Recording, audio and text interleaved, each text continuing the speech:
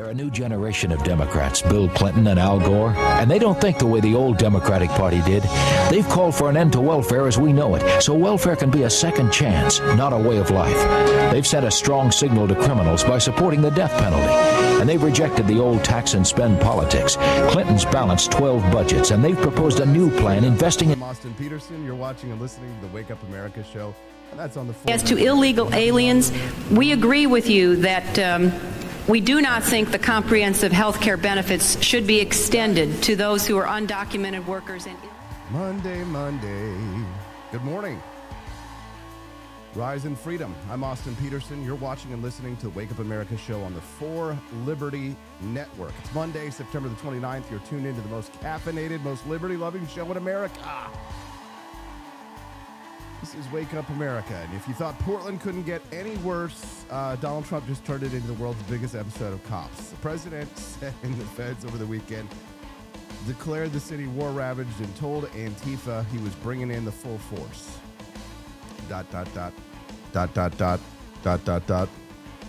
Something about the audio. Every time you turn off the computer over the weekend, you come back, there's always gremlins. Thank you for that. Portland's mayor's crying about it. The governor wailed. The Chamber of Commerce issued a strongly worded letter. But for once, the rule of law showed up on their doorstep. And this morning, we're celebrating a real law and order victory because, let's be honest, Antifa is just the Ku Klux Klan with Wi-Fi, intimidation, mob violence, same script, different century.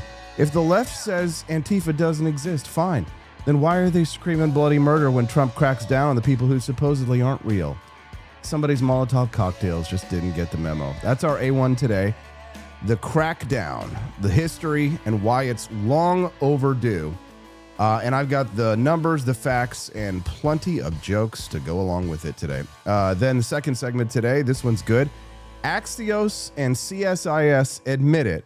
Left-wing terrorism has hit a 30-year high. For the first time in decades, the radicals on the left are outpacing the radicals on the right. Axios says, don't use this as an excuse to crack down on these left-wing terrorists. No, I'm sorry. If arsonists set fire to my house, should the fire department sit it out because the neighbor's house burned bigger back in 1995, right? We're gonna torch the spin this morning. I'm going to show you why the data proves that Trump is right to act. But at the beginning of the 8 a.m. Central this morning, we've got Jon Miltimore at 8 a.m. Central Time from the American Institute for Economic Research. He's going to talk about the rise of America's young socialists from the 2008 financial crash to Zoran Mamdani's shocking win in New York for the Democratic primary. He hasn't won the mayor's race just yet.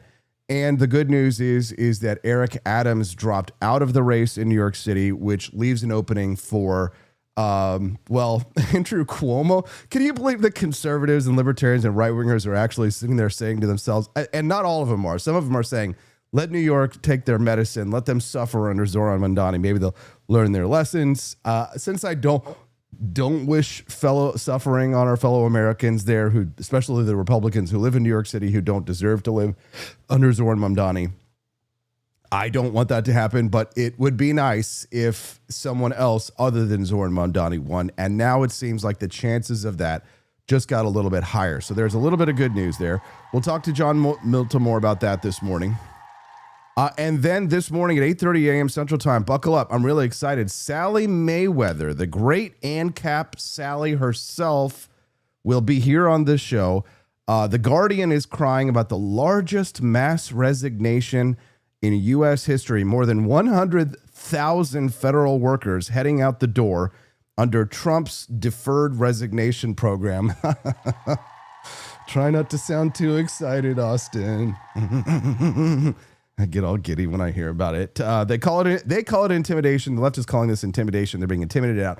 I call this draining the swamp. And Sally is going to bring her flamethrower. Yeah. Gonna be a great show. And don't forget today's breakfast theater today. If we raise $100 by the end of the show in Rumble Rants or in purchases at the Liberty Shop, and trust me, you want some purchases at the For Liberty Shop, then we will unlock the breakfast theater today at $75 raised. We've got our mini documentary, which is a really good one, and it's extra long today. We've got a nice one.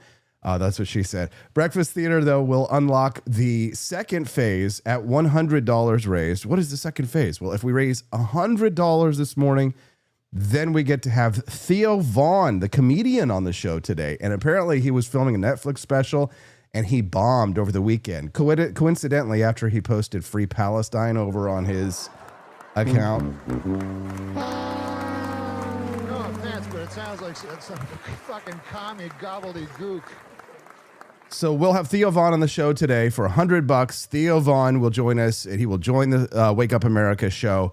And how do we unlock the bonus content? You can either make Rumble rants. Let's get it started, guys. Let's drop in some dollar bills. What do you say? Just $1, get it started. That's how we seed the till. It's like when you have a tip jar and you start with $1 and you put it in there, and then everybody's like, oh, okay. Then they put money in the tip jar. Yeah. So let's start it off. Everybody drop in $1 right now.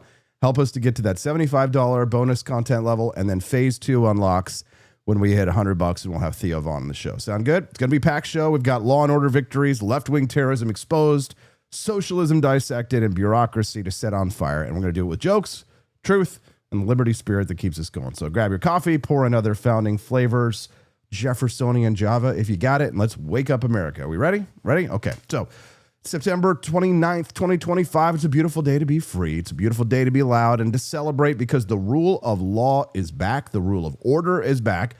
Yesterday, President Trump ordered federal forces into Portland of all places. If you had told me that he wasn't going to free Ross, that he was still going to pass all of the tariffs that I don't like, he was still going to do, Trump was going to be doing things that maybe I did, sending money to Ukraine, and you told me he was going to send federal troops into Portland, you know what?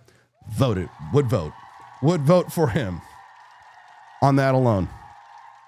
The biggest den of iniquity, of vice and sin in the United States. Portland, the dream of the 90s is now dead in Portland. All right, so it's not political theater, guys.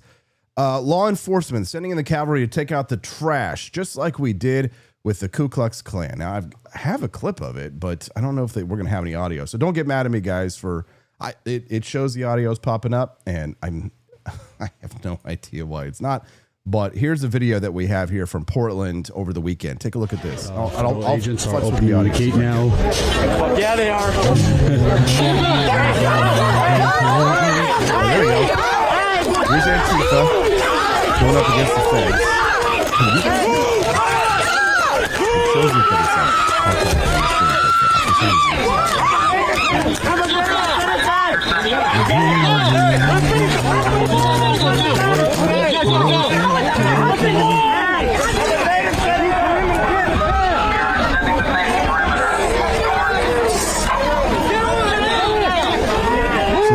political theater. This is real law enforcement. This is sending in the cavalry, taking out the trash. The headline: federal agents showed up in Portland deployed to protect ICE facilities as the Russians stopped murdering migrants with Nazi weapons. One ICE officer showed the protesters down here. Another was detained while agents confronted crowds outside the ICE. Trump himself called Portland war-ravaged. Said federal buildings were under siege by Antifa and other domestic terrorists. Some local officials were screaming being asked for these federal officials to come in, but at the same time, they tolerated nightly demonstrations, barricades, fireworks, hostility, property damage, harassment of federal agents. Remember this, guys. You can't hear me. That's so strange. I wonder why I can't hear it. Let me turn it down, guys. There you go. How's that? For some reason, you guys can hear it, and I can. Oh, I bet I know why. Watch this. Hold on. Monitor and output. How's that? There we go. Now I can hear it. Sorry about that, guys. Womp womp. Everybody's Thank you, Dad Bod Baboon. People are throwing up. Think about all the people who live in Portland who have to put up with this every single day. All of the people who live in that city who have to deal with this. Now, I had another clip of Portland, but I don't want to show it on screen because it's got naked boobies. And they're not the kind of naked boobies that you would like. They're kind of like gross naked boobies. No, God, please, no. Yeah, it's not good. No. So the White House apparently authorized full force to protect federal property. That's a statement. The days of letting cities burn are over. Can you imagine?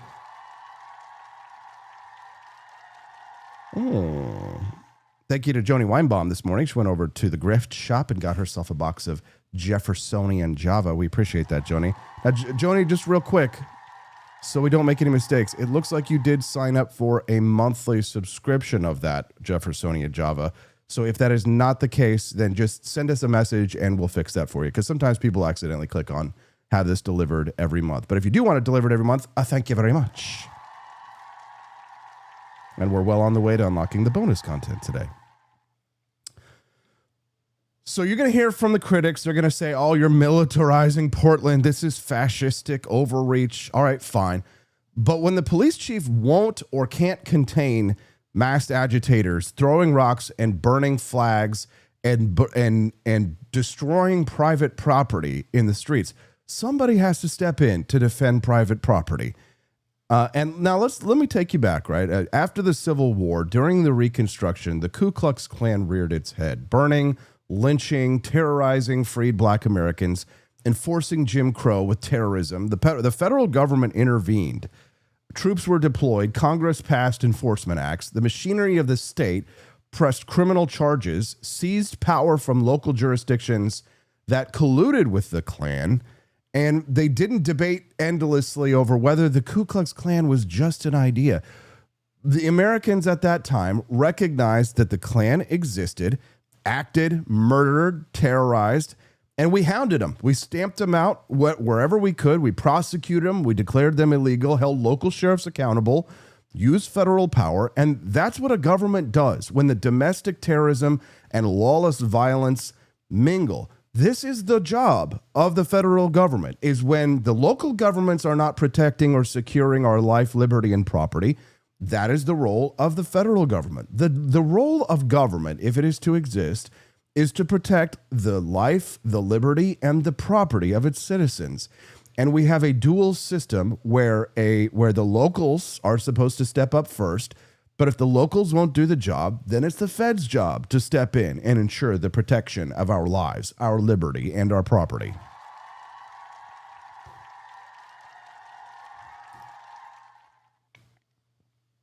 So today's Antifa is the spiritual successor of the Ku Klux Klan, right?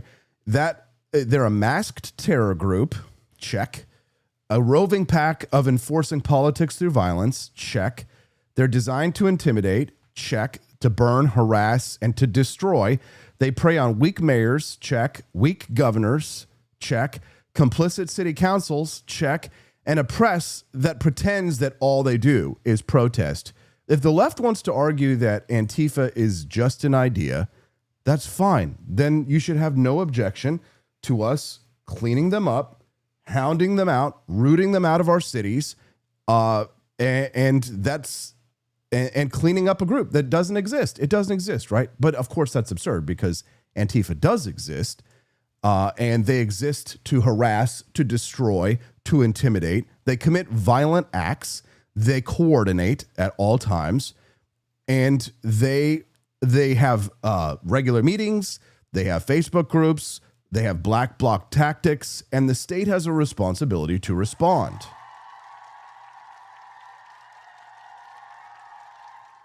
So what does the data show about this, right? The left-wing violence that's rising, according to Axios. Let's get into the numbers here because you need ammunition for this battle more than just swagger, okay? According to the Center for Strategic and International Studies, 2025 marks the first time in more than 30 years that left-wing terrorist attacks and plots outnumber the right ones. This is in the U.S. This is according to the CSIS.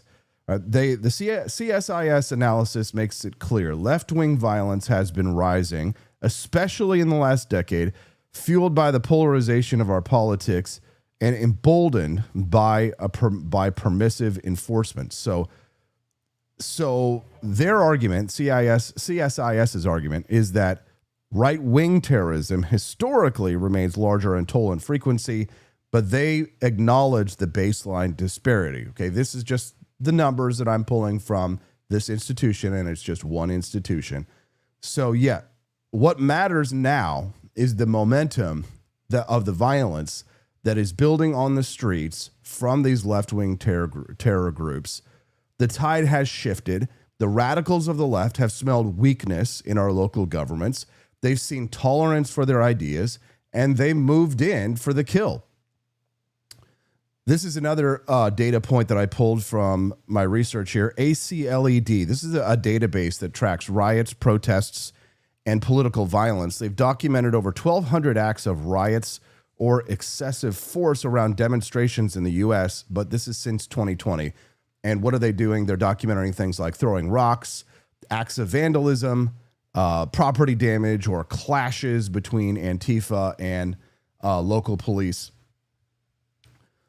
Here's a short list of what we're talking about here. Since 2019, Tacoma ICE attack, 2019, an armed man threw firebombs and attempted arson at an ICE facility. Police shot him dead. This was in Tacoma. Portland clashes in the nightly barricades, continuously documented by the local media. Fireworks blown up every day, every night. Rocks thrown, attempts to breach fences, assaults on the press. And then, of course, everybody remembers, just a week ago, a facility, one of the ICE facilities that we had the shooting, a shooter from the rooftop fired into an ICE field office and inscribed on a bullet, anti-ICE, a very clear ideological motive by that person. There was a Normandale Park mass shooting in Portland in 2022. The shooter targeted a demonstration, killed someone, wounded multiple people. The shooter expressed hostility and BLM, affinity for BLM.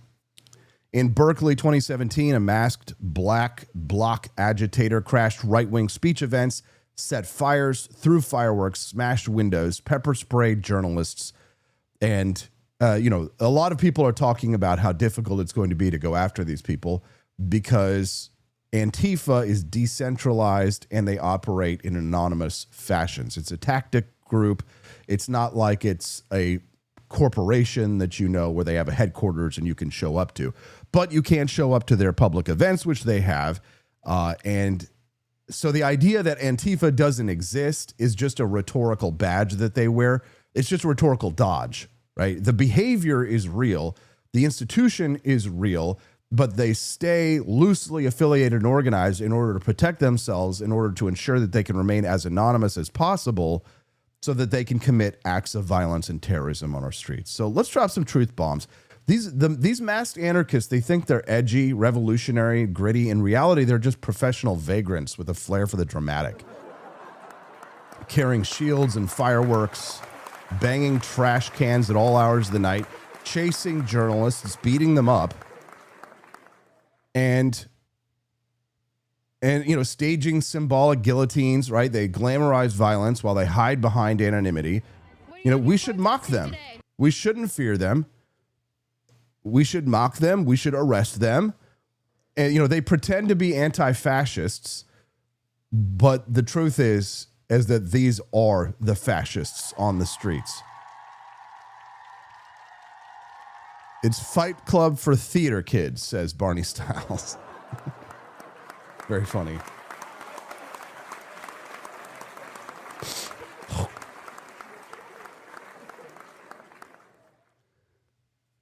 And to the press who say, they're just peaceful, small groups, they're just protesting oppression, right?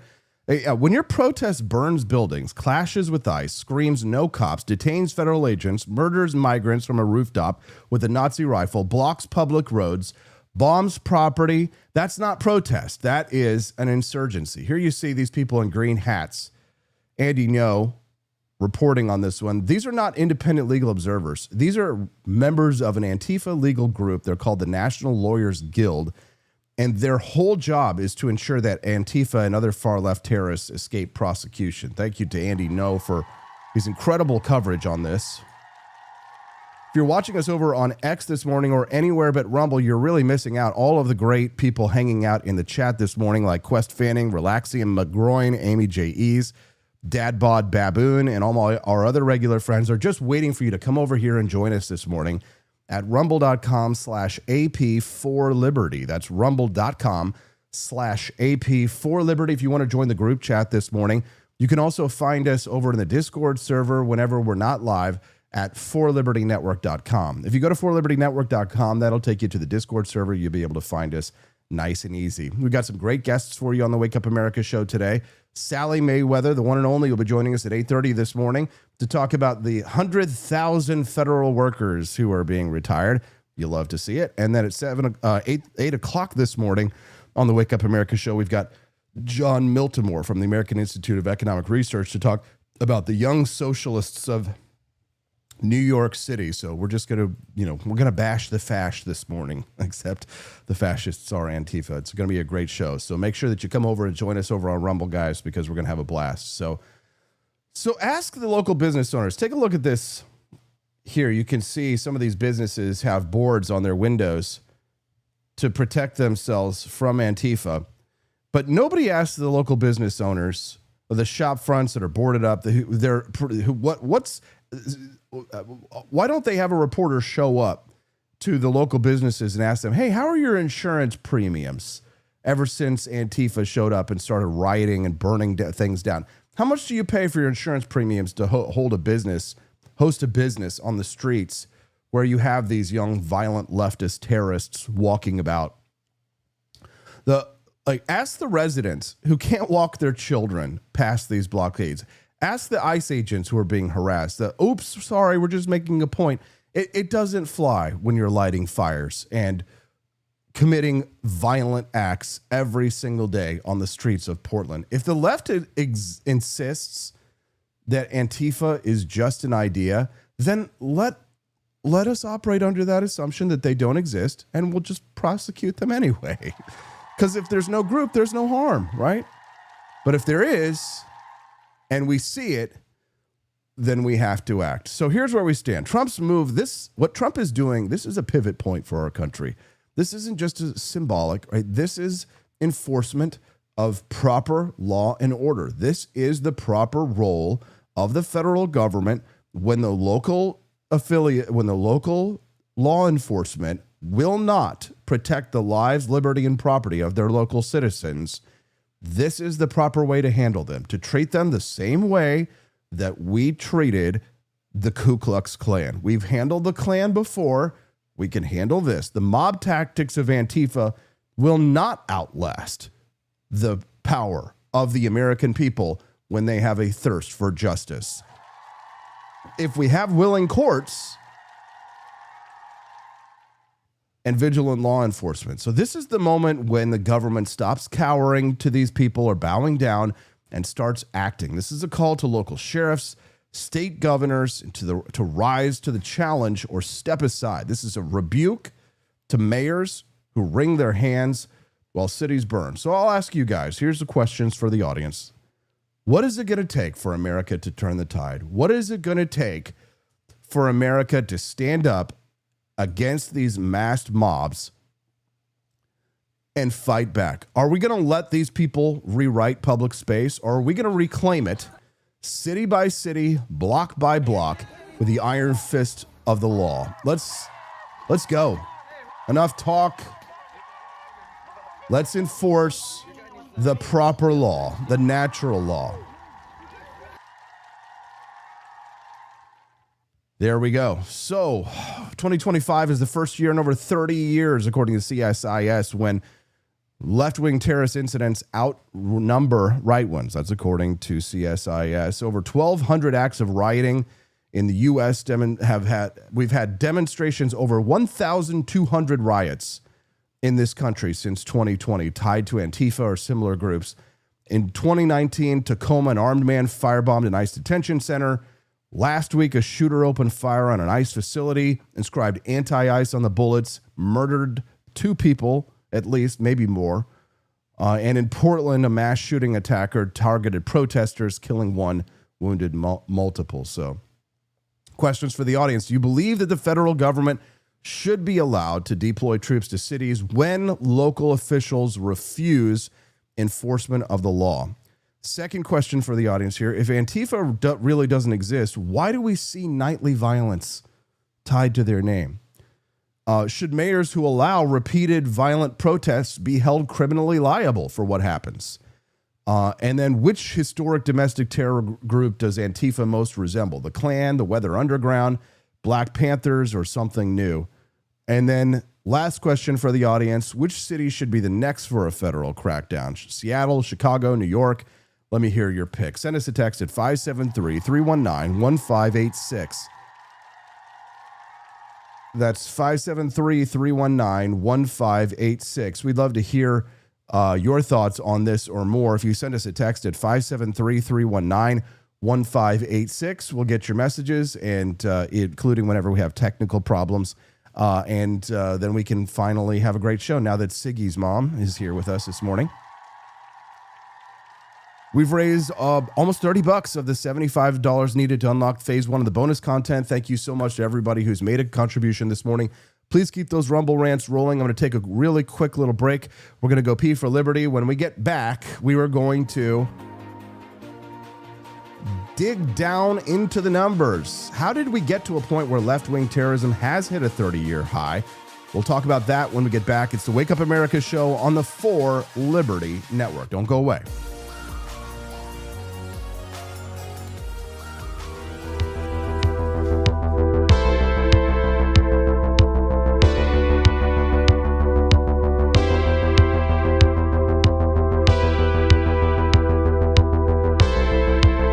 Are you tired of the strange radioactive effects of leftist culture? Do you ever wonder what happened to good old-fashioned American values? Well, fear no more, because there's a new force fighting back against the cultural rot of today. Introducing Culturama, a right-of-center talk show that's taking back the future today. Hosted by none other than blonde bombshell herself, Daniela Pensack. She's not just talking, she's taking culture back. With sharp takes, brilliant guests, and a few surprises along the way. Tune in to the live video podcast twice a week, because the future doesn't have to be weird. It can be Culturama. If there wasn't going to be somebody who was a fiery champion of liberty, somebody who would get out there and who would be aggressive, and if they wouldn't do it with more fire or passion than I had, then I would go and I would fight this battle for us. I've fought for the principles that we all share. Parties tend to be secondary to me. We're here because we believe in the principles of liberty. I am not a perfect messenger, but I think I'm a damn good one. This is a replica of our first president's flintlock pistol. You have my full support, my respect, and my gun.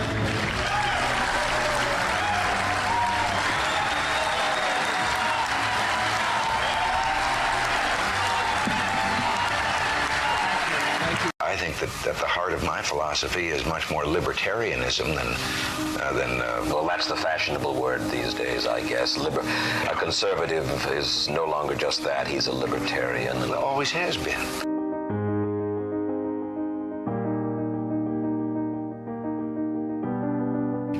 Yet any time you and I question the schemes of the do-gooders, we're denounced as being against their humanitarian goals. They say we're always against things, we're never for anything.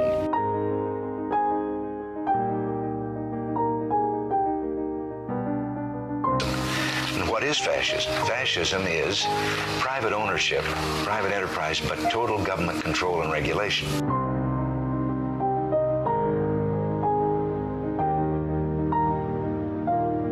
Well, the trouble with our liberal friends is not that they're ignorant. It's just that they know so much that isn't so.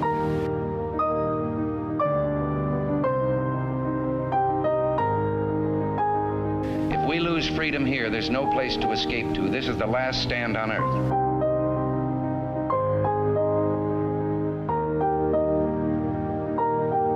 This is the issue of this election. Whether we believe in our capacity for self-government or whether we abandon the American Revolution and confess that a little intellectual elite in a far distant capital can plan our lives for us better than we can plan them ourselves.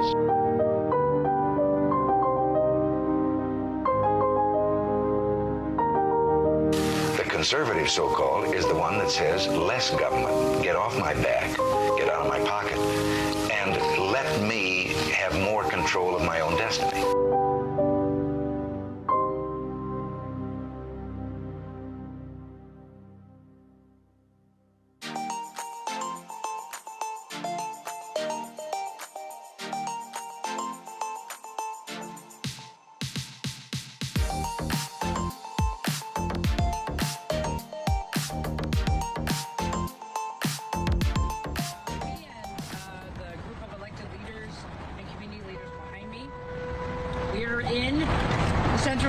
Portland, Oregon, and it is a beautiful day, and we are very happy to be here speaking with you today. In my conversations directly with President Trump and Secretary Noem, I have been abundantly clear with them that Portland and the state of Oregon believe in the rule of law, and we can manage our own local public safety needs. There is no insurrection, there is no threat to national security, and there is no need for military troops in our major city. Military service members should be dedicated to real emergencies. The members of the Oregon National Guard, their mission is to stand up and protect Oregonians, and they will do that every day, but they are not needed in the city. They are not needed here. That guy has a funny voice. Thanks for the joke, Barney Styles. The dream of the 90s is alive in Portland, Portland. All right, guys. Thanks for sticking around through the break. Real quick, I just want to give you guys a word about something you don't want to miss. I will be speaking on a panel at the upcoming Expat Money Summit. If you guys have been looking at the chaos here in the United States and saying to yourself, it would be nice to have an exit plan, a plan B, I'm going to be talking about that this morning on a panel at the Expat Money Summit. You don't have to go anywhere. You don't have to spend a lot of money on a plane ticket to go to the conference. You can go to the Expat Money Summit online. It's an online conference and it's free. They have upgraded packages. If you guys want to get the VIP package and pay for it, you can, to get all the updated goodies. And if you want to be a part of that updated package and you want to get a discount code, just use my name, Austin, AUSTIN. I will be speaking on the VIP panel at expatmoneysummit.com. That's expatmoneysummit.com. Register today. Use my code name, Austin, and you'll save 20% on your VIP package. There we go. All right. Left and right-wing U.S. domestic terrorism attacks. So halfway through 2025, attacks by far-left extremists outpaced far-right violence for the first time in more than 3 decades. So this is according to a new research from the Center for Strategic and International Studies. That's just one study, right? It's not to say that there aren't more. And you can look at the way that you can look at this data. You can look at it multiple different ways over multiple time periods. You can use it for whatever narrative that you want. But let's get the facts straight first, and then we can distort them as we please. All right, halfway through 2025, attacks by far-left extremists outpaced far-right violence for the first time in more than 3 decades, according to this poll, okay? Why does this matter? So America's domestic terrorism landscape has undergone a remarkable inversion since President Trump took office, as his policies have eased grievances on the far right while intensifying anger on the far left. Far-right violence has historically been more frequent and more lethal, according to CSIS, but it plunged dramatically, and this is where we are right now. Now, despite the uptick in high-profile attacks like the assassination of Charlie Kirk, right, political violence does remain rare overall, and it's overwhelmingly opposed by most Americans. Good. But the leaders of the left are intent on stirring it up to the greatest extent possible. Trump's modern-day Gestapo is scooping folks up off the streets. They're in unmarked vans, wearing masks, being shipped off to foreign torture dungeons. No chance to mount a defense, not even a chance to kiss a loved one goodbye. Just grabbed up by masked agents, shoved into those vans, and disappeared. There you go. And then you wonder why that guy went to the roof of an ICE building and started shooting at officers, killing migrants last week. And when they hear things like this, Compare the old films of the Gestapo grabbing people off the streets of Poland, and you compare them to those nondescript thugs who grabbed that graduated student. It does look like a Gestapo operation. You know, my dad served in the Second World War. He fought the Nazis, and I think they have nothing else. They have no other frame of historic reference. They only know that somebody fought the Nazis. he's looking down right now and he's happy that I'm fighting today's Nazis. Because if we just roll this clock on the wall back 75 years, we'd be looking at a time in Nazi Germany where people ran around with signs like this new ICE sign that says, report all foreign invaders to ICE, with Uncle Sam there holding up the sign. This could have been a Gestapo member 75 years ago. Report all Jews. As somebody who understands history, when I see ICE, I see slave patrols. The dangers that we saw in Nazi Germany are the dangers that we need to react to now. And another $30 billion to hire and train ICE agents who have functionally become a secret federal police force with expanding domain. An authoritarian government in Washington, D.C. is dispatching masked agents to abduct immigrants from our streets. To be coming out of our country, I mean, I grew up in a dictatorship. And I don't even remember ever witnessing anything like that. Really? In Somalia, you didn't witness anything like that in Somalia? Oh, they couldn't afford the equipment. All they could afford was AK-47s. So here's the big picture here. Donald Trump, he responded to the Kirk assassination by designating Antifa as a domestic terror organization. He also vowed to investigate many of these left-wing groups and progressive donors for allegedly funding these violent protests. You'll love to see it. Including billionaires George Soros and Reid Hoffman. God bless America. Things are finally moving in the right direction. Daniel Byman, he's the lead author of this CSIS study that I'm quoting this morning, warned Axios that the data should not be taken by the government as an excuse for a crackdown on legitimate organizations.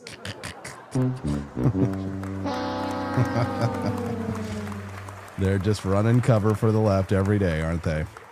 Every day they're running cover for the left. Every single ICE agent who's engaged in this aggressive overreach and are trying to hide their identities from the American people will be unsuccessful in doing that. This is America. This is not the Soviet Union. We're not behind the Iron Curtain. This is not the 1930s. And every single one of them, no matter what it takes, no matter how long it takes, will of course be identified. This is not Germany. That's the SS and the Gestapo. This is the United States of America. Unmask yourselves. It's just been overwhelming. I mean, just watching everything online now, the ICE, thugs, and people do not want to continue to watch people fund this kind of extraction and this kind of violence. Yeah, it's violence. The other things and all the other cuts pay is for a massive increase in the masked secret police that are terrorizing our communities. ICE. This is despicable. It's un-American. I called ICE the modern-day Gestapo a few months ago, and some people thought that was going too far, thought that was too extreme, got angry at me for saying that. Well, come on. That's literally what's going on. You have called to abolish ICE. How do we achieve a future that's post-ICE? Mm-hmm. How do we achieve a future free of terrorism? By abolishing ICE. ICE is a terrorist organization. It needs to be defunded and needs to be abolished. We're seeing aggressive Gestapo-type tactics in people being approached on the street, in their home, at the clinic, at church, at all kinds of locations. That's why this morning on the House of the Floor, I warned the American people that this is looking like the American Gestapo in the making. I think we need to be really active at challenging what ICE is doing on every front we can. Every front. And obviously being ready in the case of Trump trying to call in National Guard or whatever, federalized National Guard. I can't see how anybody can say they're a Christian and treat someone from another land in their own land this way. It's mean is what it is. It's mean-spirited. A lot of these folks. But when Antifa burns down businesses, that's what they're being nice. That's nice. When they cause property values to plummet, when people are attacked on the streets, when children can't even walk down their streets to school because they've got these left-wing terrorists on their streets, the Republicans aren't being nice. They're being picked up by, hooded thugs in the street in the most un-American way. ICE agents without visible IDs, without any official markings on them, with masks, they're acting more like vigilantes than of agents of our government. Because we don't live in a country, an authoritarian country, where we have secret police who are masked, who are intimidating, who are scaring people. That's the stuff of authoritarian states. That is not the stuff of that's not how the United States operates. He sent out ICE and Border Patrol to intimidate folks from walking in to our event. He ended up arresting this poor soul that was just trying to sell strawberries as collateral damage to intimidate us. That is a preview, Stephen, of things to come in voting booths and polling places across this country. Okay, so here's the deal. Let me be blunt here. We're not dealing with a philosophical debate about ideas anymore. We are debating with people who use violence as a political tactic. They are masked, they are coordinated, and they are increasingly brazen in their attacks on life, liberty, and property in this country. Last weekend, the president sent troops into Portland to protect ICE facilities and federal property after nights of clashes, after a leftist terrorist had shot up migrants in Dallas, Texas. This is not theater. This is real life that's going on, and it's happening here in our country. Now, listen, I know that libertarians are uncomfortable when I talk about things like that, right? I don't want a police state. I don't want surveillance run amok. And I don't want the state just weaponized for partisan revenge here. But liberty does require some form of order. The non-aggression principle is not supposed to be just a slogan. It's supposed to be a rule that lets people trade, speak, and live without fear of getting their windows smashed or their businesses burned. But when masked mobs like Antifa decide to use violence to coerce politics, that is not just protest. Okay, it's not just peaceful protest in a liberal democracy. That is criminal conduct that the left engages in, and the state, the government, has a proper and necessary duty to stop it.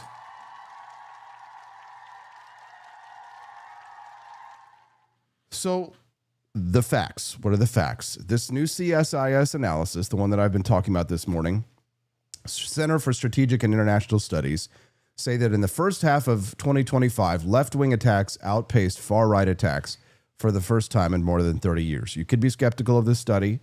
I think there's good reason to be. There's no need to say we have to believe it just because it came out, because it happens to suit our narrative for a moment. This is the inversion of the historical trend that we have begun to see. If a cluster of actors is escalating violence, then policymakers, the government officials, you can't just pretend that this trend doesn't exist.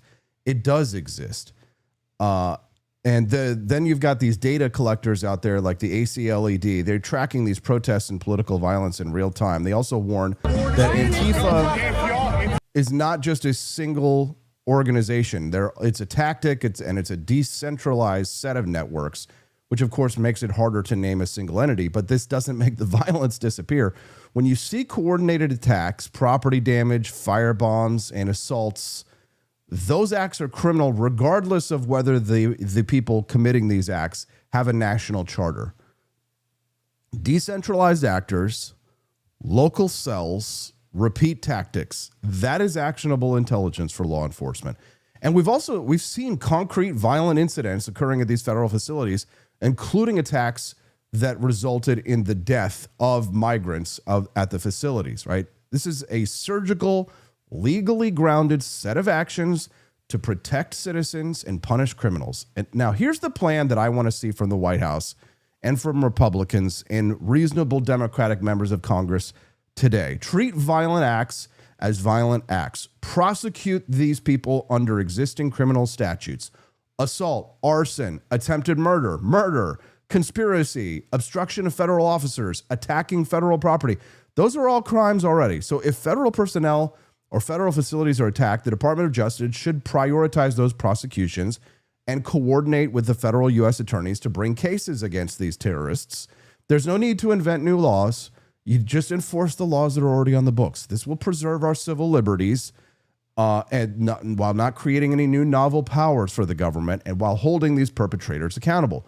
The second thing that the federal government should do is they should use conspiracy and RICO tools when evidence shows that there is coordinated, repeated criminality. So in other words, if they file RICO against George Soros' institutions and it's found that his nonprofits are funneling money to these local activist groups that are engaged in acts of violence, then that is a conspiracy. That is a criminal conspiracy, and it is one that should be prosecuted. Just because it's a decentralized group doesn't mean it can't still operate in concert. It can. When a cluster of actors coordinate its repeated property destruction and assaults across multiple jurisdictions, then they resemble organized criminal enterprises. RICO or conspiracy charges allow prosecutors to go after the network and the organizers, not just the foot soldiers Then this targets the criminal coordination that's going on in this country while protecting First Amendment activity that is genuinely peaceful. Financial disruption. I want to see the federal government disrupt the financial networks that make it possible for these people to wear this expensive gear. Do you understand these people? They have no jobs. Even with every welfare check that these people get, these leftist terrorists, they can't afford that camera lens that is being used to take the photo of this debate that's happening on the streets in Portland right now. You got this based black man with his Make America Great Again hat and his American flag, which doubles as a lovely club. Leftists can't afford the kind of equipment that they're wearing. Those face masks, those are beyond reach of most of these people, right? So where are they getting the money, right? If donors or organizations are funneling money to groups that are materially supporting this violence, follow the money. Right? We need forensic financial investigations, tax enforcement, civil forfeiture after due process, not before due process, but after due process, right? And targeted sanctions against entities that fund violent operations. These are powerful nonviolent tools, right? This will leverage the private sector traceability to strangle the finances of these violent cells. That's what I want to see. Dadbod Baboon says that the issue is getting in front of a non-Soros prosecutor judge. Great point. Great, absolutely. And I actually think that the Trump legal team understands that and hopefully is going to put that into practice.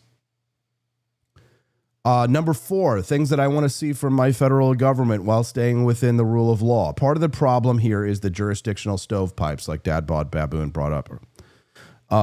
So one city will tolerate violence, another will tolerate, they'll do arrests, and then, evidence against these people just kind of slips away. We need to create regional task forces, FBI, the DHS, the U.S. Attorney's Office, and willing local police out there to pool tips, social media evidence, and forensics so prosecutors can build these multi-jurisdictional cases.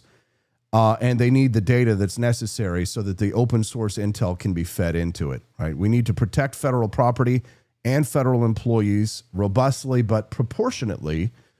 Federal facilities, we built all of that with our taxpayer dollars. If they're under siege, then there's a responsibility to protect them. This is what we saw in Portland. Protect the site, protect the people, but use measured force with oversight. Body cams, independent after-action reports and reviews, and rapid reporting to Congress so that the public can actually see the facts and the abuses can actually be punished. Transparency on this will build trust. Right? Yes. Yeah, we don't know his name. Anonymous. Okay, let's go talk to him.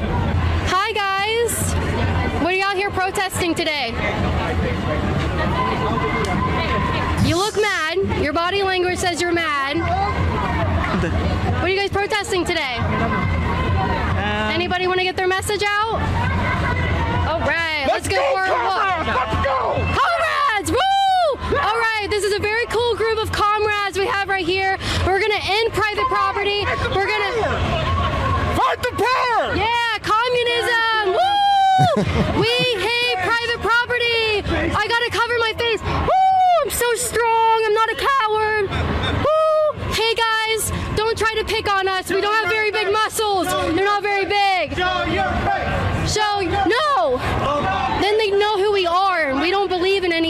actually say. All right, so how are we going to take over capitalism? How are we going to end it? Having a personality. Okay, well, wanting to... That is an old friend of mine, Caitlin Bennett. Nice job, Caitlin. She was the Kent State gun girl. Remember when she took the graduation photo of her in her pretty dress and she had the AR-15 rifle on her back when she was like, protect the Second Amendment?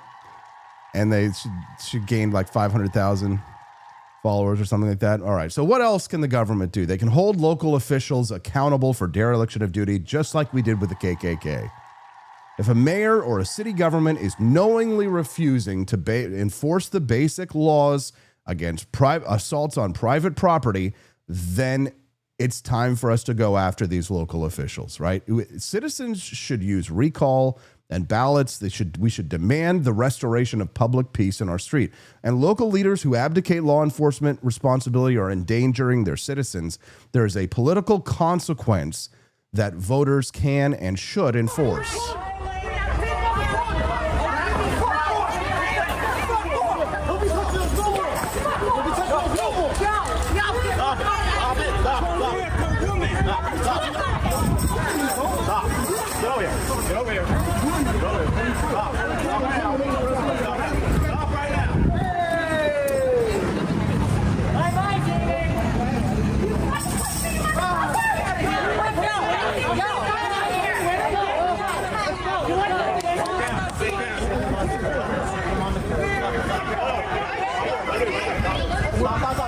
And the final thing that I think the federal government should do is to invest in de-radicalization and community alternatives, just like we did when we fought the Ku Klux Klan. Long run, you've got to undercut the recruitment pipeline. You got to have stable streets. You got to stop the violence on the streets. You got to stop them from burning down businesses, right? There are small government, market-friendly approaches that we can take as citizens to try and help clean up our streets. If that means that we have to have more people on our side who are armed and dangerous and ready to protect public order on their own, if the government isn't going to protect the streets, then it's our job to do it. So this is not me asking for new indefinite detention or secret courts. I'm calling for prosecution under established statutes, civil court remedies against the people who are financing this terrorism, and transparent federal-local cooperation. It is lawful, and it preserves habeas corpus and due process. You know, if tomorrow Democrats want to turn those same tools on conservative protesters without due cause, we'll oppose that. Enforcement should be blind ideology and focused on criminal acts and an equal application of the law. Speech that criticizes institutions, organizes rallies, or uses harsh rhetoric, that is protected speech. But setting fires, throwing Molotov cocktails, committing acts of violence on the street, burning down businesses, attacking law enforcement officers, pepper spraying innocent people on the streets, it is not going to be tolerated in a peaceful society.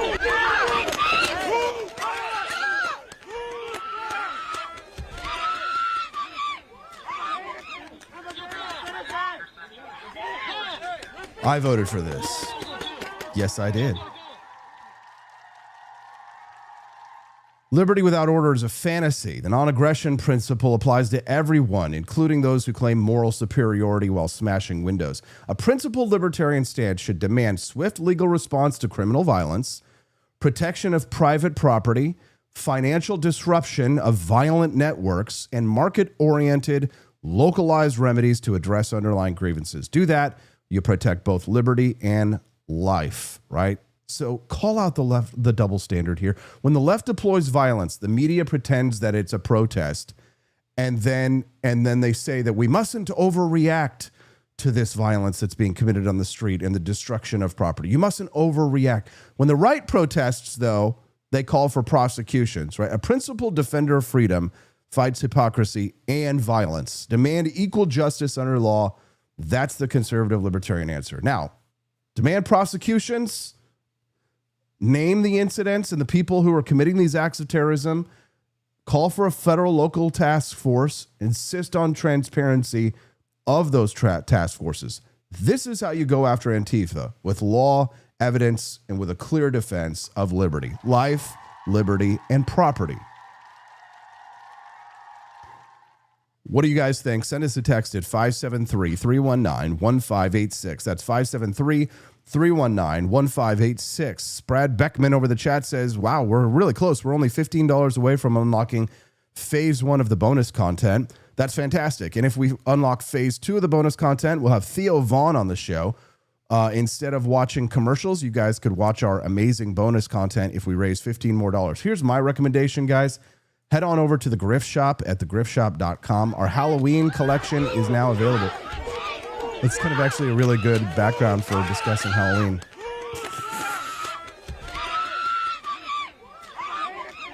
I voted for that.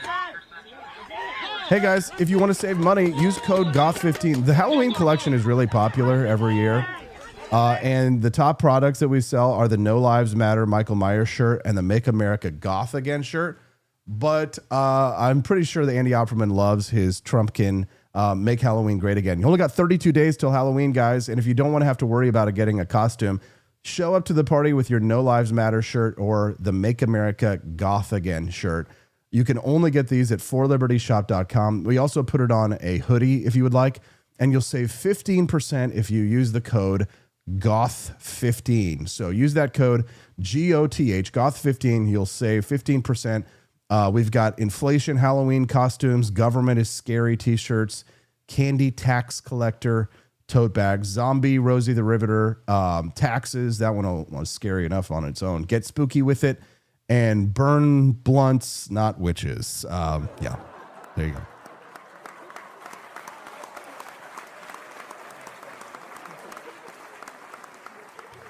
Jimmy Joe Patty says he's off to knock doors with Campaign Jobs USA. See you all tomorrow. Good morning, Jimmy Joe. Thanks so much for all you're doing for Liberty, bud.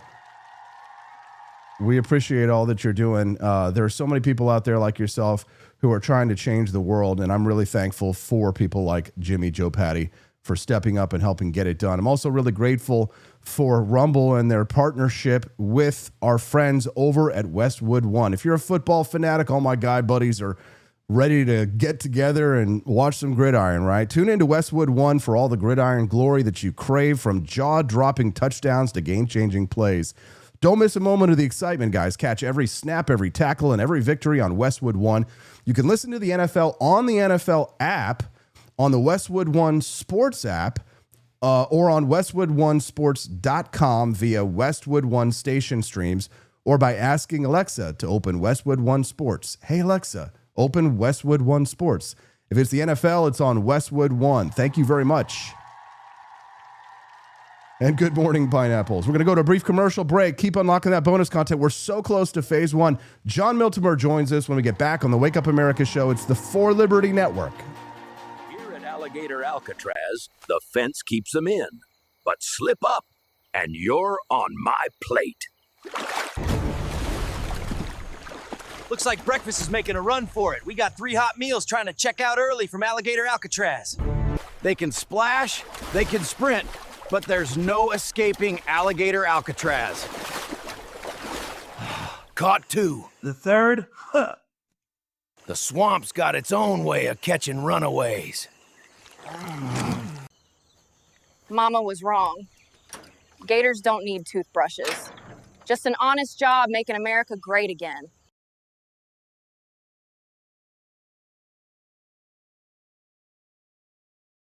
Imagine bringing George Washington back to life.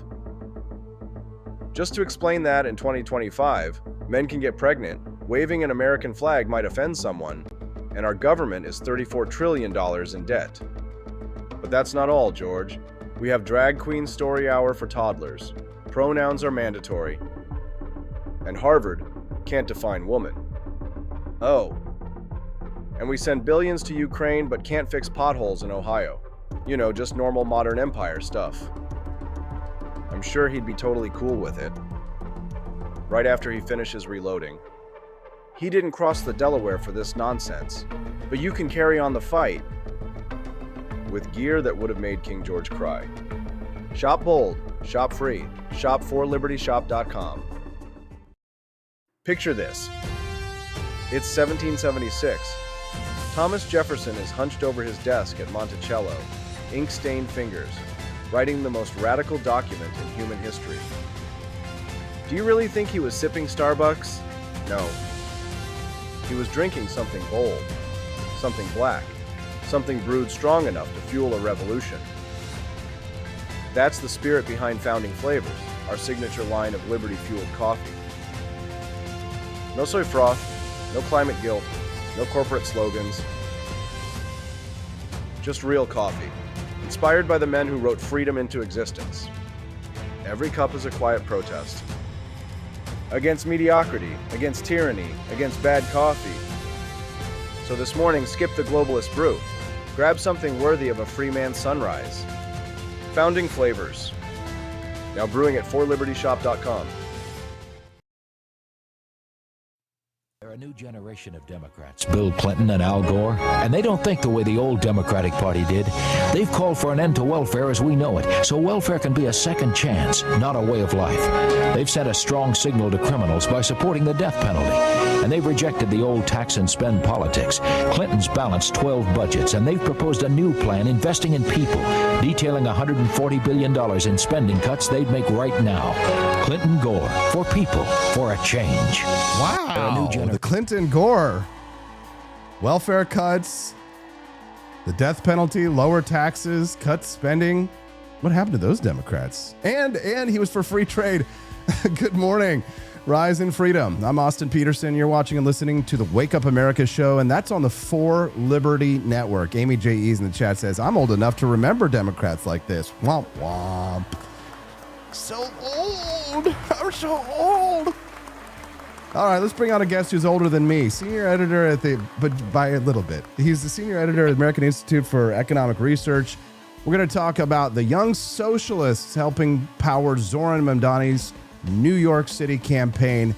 Why are the kids flirting with socialism, and what does it mean for policy and liberty going forward? Good morning, John. Welcome to the Wake Up America show. Good to see you, brother. Hey, good morning, AP. Great to be with you. I'm glad you chose that clip. It's a good demonstration of some of the internal political fighting in the Democratic Party today. It is. Bill Clinton. Boy, if it wasn't for the Epstein stuff, we could look back on him with such, you could say, wow. Really, someone. It's funny you bring this up. We were talking. There's a few of us, and some of these folks from politics. We're talking quite fondly of Bill Clinton's presidency. And looking back, I know I grew up in a conservative home, and Bill Clinton, people were terrified of him and thought he was a disaster. As a president, it's hard not to look back and look at all the good things he did, and some things like Social Security reform that he tried to do, but lost the political capital later in his presidency and couldn't push through. Yeah, well, tell us a little bit about your thoughts on Zoran Mamdani, because he is now, I would say, a new face of the Democratic Party. He was endorsed by the governor of New York, Kathy Hochul, which you could say probably it's as mainstream as you get. So now we're globalizing the Antifa and electing socialist mayors of our greatest cities. I mean, New York City, it's the crown jewel in the empire, if you will, the financial capital of the United States, the cultural capital of the United States, about to be run by someone who would fit in quite well with 1960s Soviet Russia. Yeah, this is alarming. I think it's, more alarming probably for Democrats than it is, for Americans. If you look, there's a lot of Democrats that are concerned. You have that kind of sensible Democratic faction.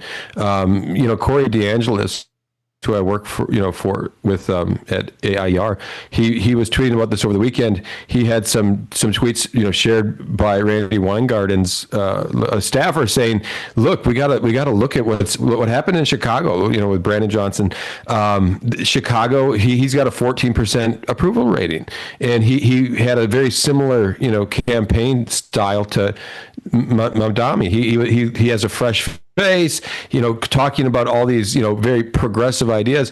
It's been a disaster in Chicago, and we need to pay attention to that. And Corey, was sharing these texts that were, revealed. I think it shows Democrats are very concerned about this, and they were trying to figure out, do we endorse this guy?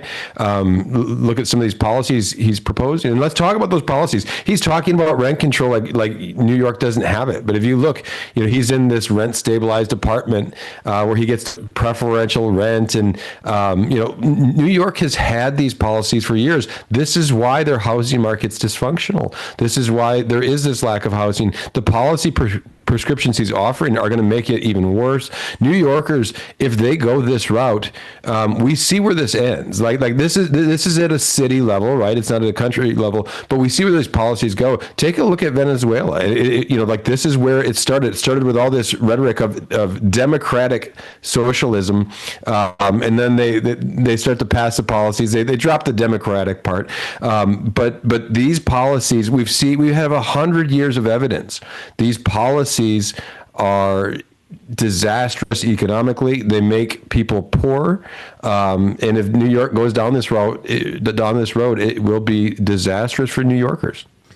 Jon, talk to us a little bit about the 2008 financial crisis, because this article that we're working off of this morning traces this back to 2008.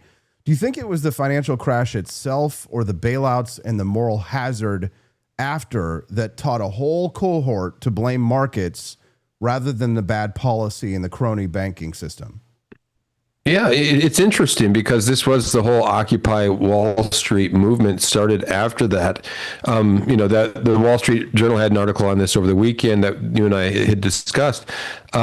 I get the anger over that. I think if you look back, we were angry about that. That like this certainly isn't capitalism. When you start bailing out banks in this fashion, some banks got bailouts, others didn't. You can't. There's a saying. Capitalism without losses is sort of like religion without hell, right? Like it's sort of like all the good stuff, but if you don't have the bad stuff, it's really not that. And what we saw that there's certainly nothing capitalistic about the government bailing out these companies. So I think what they have is a certain political appeal there. But can you tell me one who supported those bailouts in 2008? I can't. I don't know anyone that did. I think at the time we had, all the concerns were real. This shouldn't be happening. It's going to create a moral hazard. But I think that has had an effect on the socialist movement, right? Like this galvanized a whole generation of people. I think they just have very short memories. Look back before 2008, or look at events since 2008 in other countries, and you'll get a better look at socialism. But it's certainly not realistic to blame that on capitalism. There's nothing capitalistic about that. Well, here's the thing. So the Wall Street Journal stated, and I agree with that. They went essentially the Occupy Wall Streeters. They went from drum circles to disciplined field operations. Working Families Party, Justice Democrats, Democratic Socialists of America. They've changed their tactics since 2012, and classical liberals and libertarians have not matched the ground game of the left, and there is no Zoran Mamdani of the right. Jon, isn't this a problem of organization here? Well, I think if you look, I think Republicans probably have done a lot better at the grassroots level in recent years. If you look at Scott Presler and some of the things that they're like, a lot of grassroots movements, I would say Trump is sort of the equivalent, right? Like Trump is a populist right wing figure, much like AOC is on the left. But yeah, I think they're organized, and we know these ideas have appeal. We know socialist ideas have appeal. It's more of a moral system than an economic one. That's what people have to realize, and it's been a lot more than economics. There's utopianism, mixed in with it. It's in ideology that is, I think we've talked about it, though.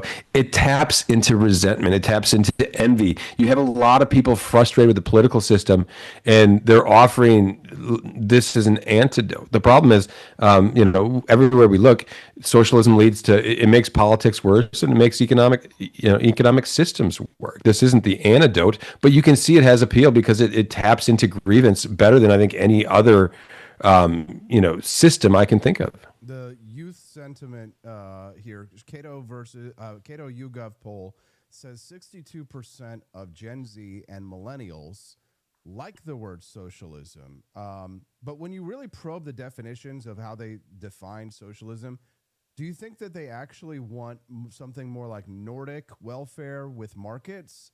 Or do you think that they really want price controls and state ownership?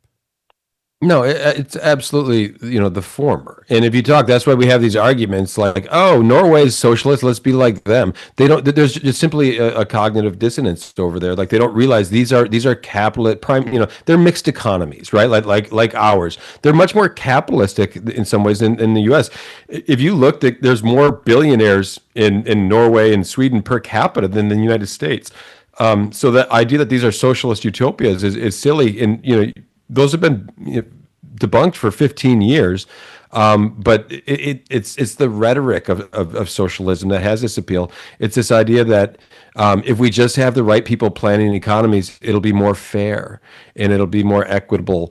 And you can do that for a while until you actually have real socialist policies, and then what you have is you destroy the incentives to create wealth. That's what we have to be thinking about. Like, how is wealth created?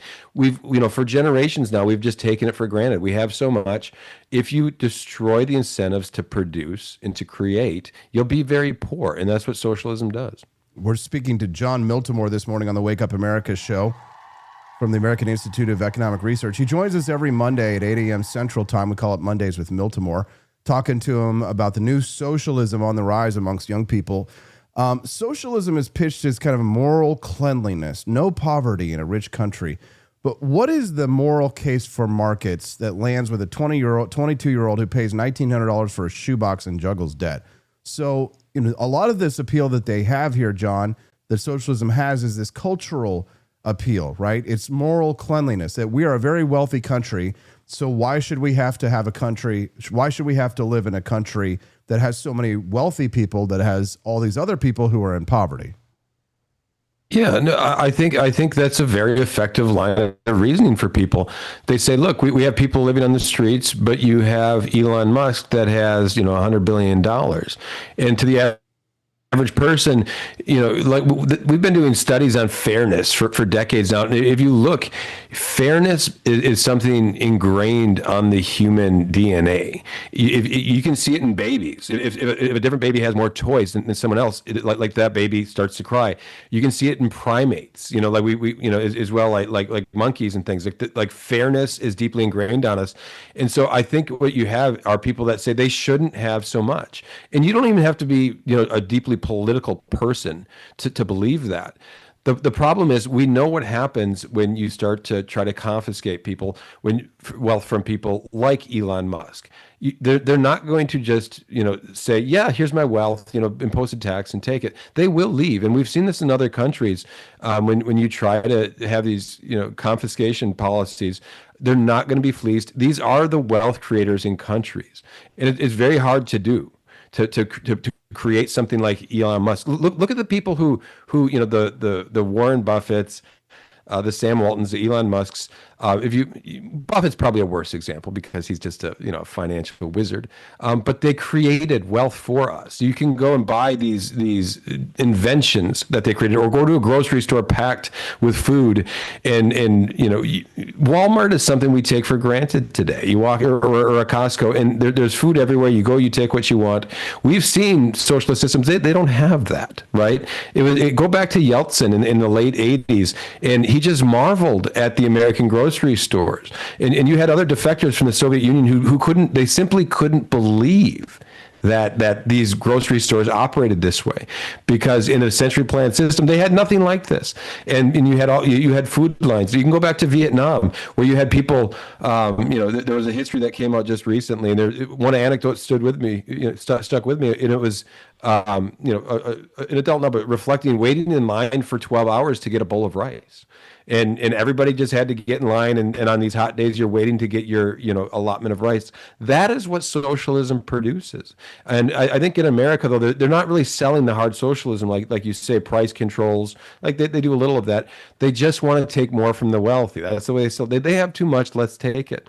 But I'll go back to it. Socialism is the gospel of envy. That's what Churchill called it. They said, look how much they have.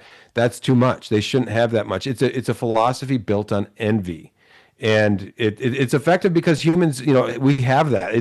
If you go back to the Bible, envy is a sin, right? We're not supposed to covet, from others, but we do. And I think these leftist movements really tap into that, and they tap into that effectively. John, what are your thoughts on Eric Adams dropping out of the New York City mayoral race? So on the politics side of things, I don't know if you saw that. Looks like the best hope for libertarians is Andrew Cuomo. Did you ever think, it is sad. Did you ever think that you could say something like that unironically? Yeah, no, you'd heard this for weeks, that Adams might, be getting a nudge out of that race. Maybe he joins the Trump administration. This said, I know the progressives were furious over this. I don't know if it'll be enough. Let's just, stop and pause. The alternative here, at least if you look at most, pundits, like things could change. Like we're only in September. Is Andrew Cuomo, and I think He's a disaster as a politician. We saw that. I don't think he's going to have. He doesn't have the same appeal as a Mamdani, who does. He does look, this fresh face. He's very well spoken.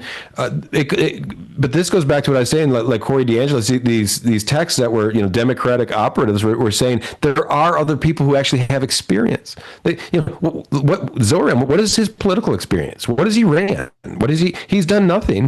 And here you're going to put a city, America's largest city, in his hands.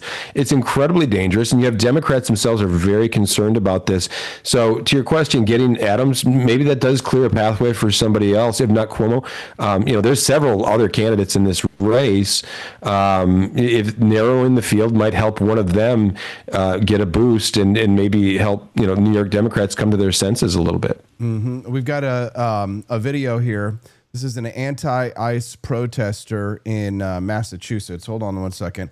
Forgot to put her car in park while yelling at agents making an arrest of an illegal alien. This was in Upton, Massachusetts. Let me pull this clip up here real quick for our audience to see it. Give me just a moment here, John. Where's my bookmarks? There they are. This is a great video. I want to ask you about the Antifa crackdown that the Trump administration is. Here we are. Anti-ICE protester. There she is. Forgot to put her car in park. Vehicle went into the lake and sunk. Lucy. Her car got lost. Can't park there. Just a funny video. But John, your thoughts on Trump sending in the police, the federal police, into crackdown in Portland, Oregon, of all places? I find this concerning. And, I'll go back. There was this movie that came out, I think it was in the late 90s, called The Siege with Bruce Willis. You remember that movie by chance? Sure. It's surrounding a terrorist incident when the president decides to impose martial law on a major city. And Bruce Willis is kind of the villain in that movie, but he has a great line. He actually advised against it. And he said, you got to realize, the U.S. military is a broadsword. It's not a scalpel. And his point was, you're using, raw force in a situation that doesn't require it. And I think when I see, serious, John, these are the people committing acts of violent terrorism, burning down businesses, and you think that force is not necessary? No. So again, as far as the situation in Portland, if you have people, arrest them. All right, you have them arrested. I think that this to me looked more like a preemptive action. If Antifa is committing crimes, they should be arrested and charged. That's very simple. But to me, are we facing another situation like we saw in Seattle, like the CHOP, where people are occupying territory and things like that? I think in a situation like that, federal power can be warranted.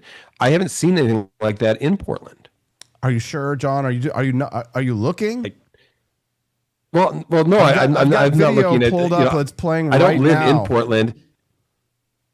It's the most dangerous. The video show I have not seen seen in the United States. It's I don't understand. So I mean, yeah, we're talking about violent leftist terrorists. Even the CSIS report came out recently, said that leftist terrorist is on the rise in the last 30 years, displacing right-wing violence. It's safe to say that political violence is still vanishingly rare, John, but leftist terrorism is on the rise. Have you ever been to any of these protests and seen any of these guys in public? Because let me tell you, John, they are dangerous, throwing rocks, like setting fires, pulling guns, brandishing guns at these events. I mean, these are dangerous, violent criminals. And you still think that it's a provocation to send the feds in to arrest these people? I think when, a lot of these situations are best handled by local law enforcement. When you start to federalize police, again, there might be situations. We go back to the 70s, and you had the Weather Underground that were a network, and they were planting bombs and doing violent things. I think absolutely in these situations, the FBI has a role to play. You're committing, crimes. These are broad in scope. There's a network. If that is the case, the FBI has a right to investigate and arrest people. But yes, because the local officials, it's kind of like the KKK, John. The local officials, they're in bed with terrorists. And so the feds, during the Reconstruction era, the feds had to go in because the local officials weren't enforcing the law. So there is a proper and necessary role for federal police to play if the local officials aren't enforcing the laws against life, liberty, to protect life, liberty, and property, correct? You said federal police, and I think that is a great, absolutely, I agree with that. Now we're talking about, the sending in thousands of National Guard. We're talking about soldiers. It's a different thing. If there is a network and they're committing crimes and they're fomenting crimes, yes, there is a role to play for federal police in these situations. So FBI what I hesitate to embrace is this idea where we're going to send in actual troops into cities. The National Guard. I think that should make people nervous. Isn't that what the National Guard is for, though, John? I mean, like to help defend public order? I mean, there aren't enough FBI agents to protect the streets from these violent terrorists, John. Well, I don't think that really was the National Guard in a lot of situations weren't meant for police. Again, the FBI can arrest people, these networks. They can investigate them. They can charge them criminally. All right, John, I guess I understand, but I really think that libertarians underestimate the threats from these groups, these terror groups. And I mean, I don't know if you spent much time at protests, but that's kind of where I cut my teeth. John, that's where I started, is doing a lot of End the Fed rallies for Ron Paul, a lot of street protests, and there were these Antifa characters. They were always there. They were always violent. They were always calling for violence against people like us. And the cops would always just stand by and do nothing while these people threw rocks and committed violent acts. The people had to board up their buildings. I'll give you the last word. If there's anything else that you want to share, John, or something you'd like to plug before we let you go ahead. No, I see where you're coming from. I think we have to look at these things, though. There is a First Amendment right to gather and protest and to assemble, right? These things are codified in the Constitution.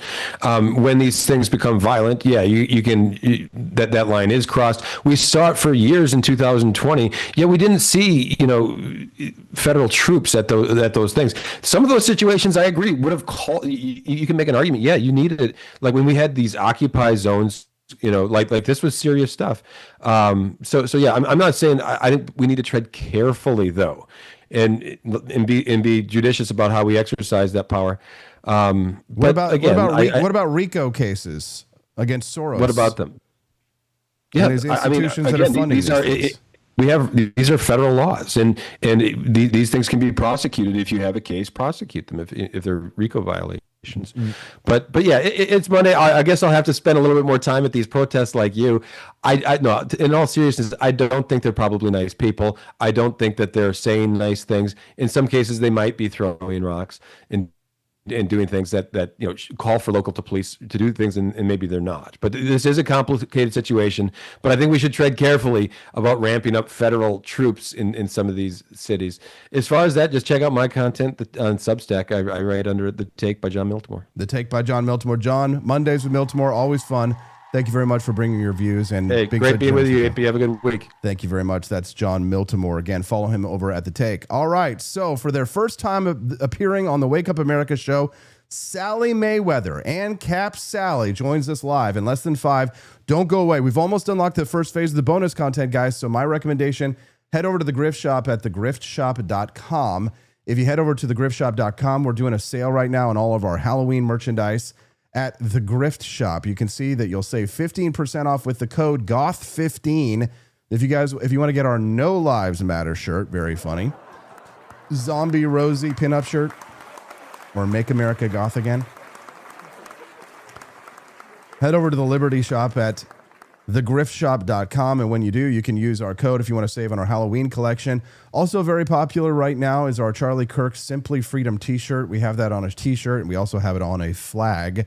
If you type in Charlie Kirk Freedom, you should be able to find it, our whole collection. But all of our latest product drops available here. If you click on the front page, you'll see all of our latest items here. We've got the Barry Goldwater, extremism in the defense of liberty is no vice. Let's unlock that bonus content today, guys. If we hit $100, then we'll have Theo Vaughn, the comedian himself, fresh from bombing his Netflix special. We'll be right back. It's the Wake Up America show, and you're on the 4 Liberty Network. When the Founding Fathers dreamed...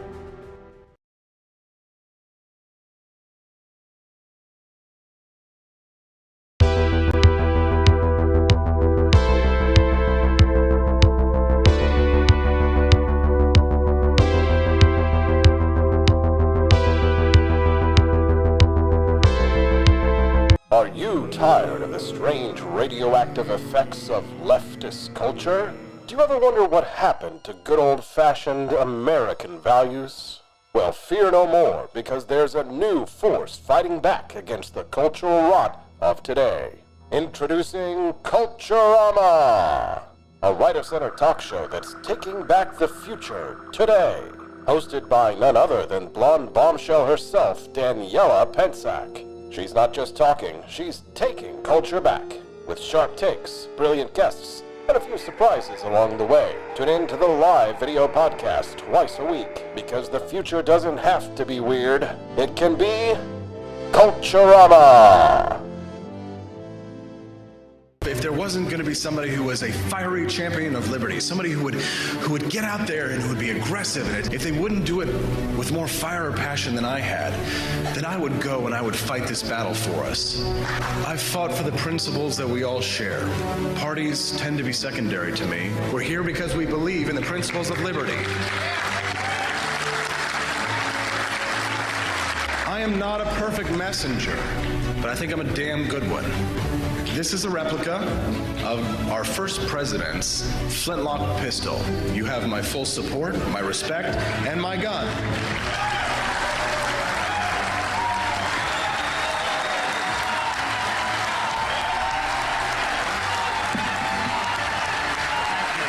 I think that the heart of my philosophy is much more libertarianism than well, that's the fashionable word these days, I guess. A conservative is no longer just that. He's a libertarian, and always has been.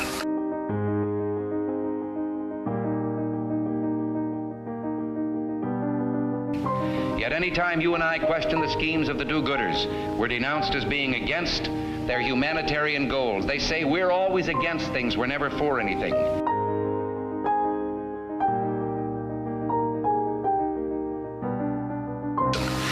What is fascism? Fascism is private ownership, private enterprise, but total government control and regulation.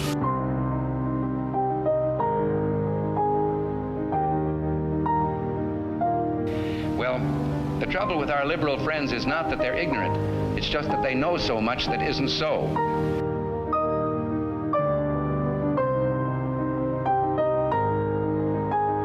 If we lose freedom here, there's no place to escape to. This is the last stand on earth.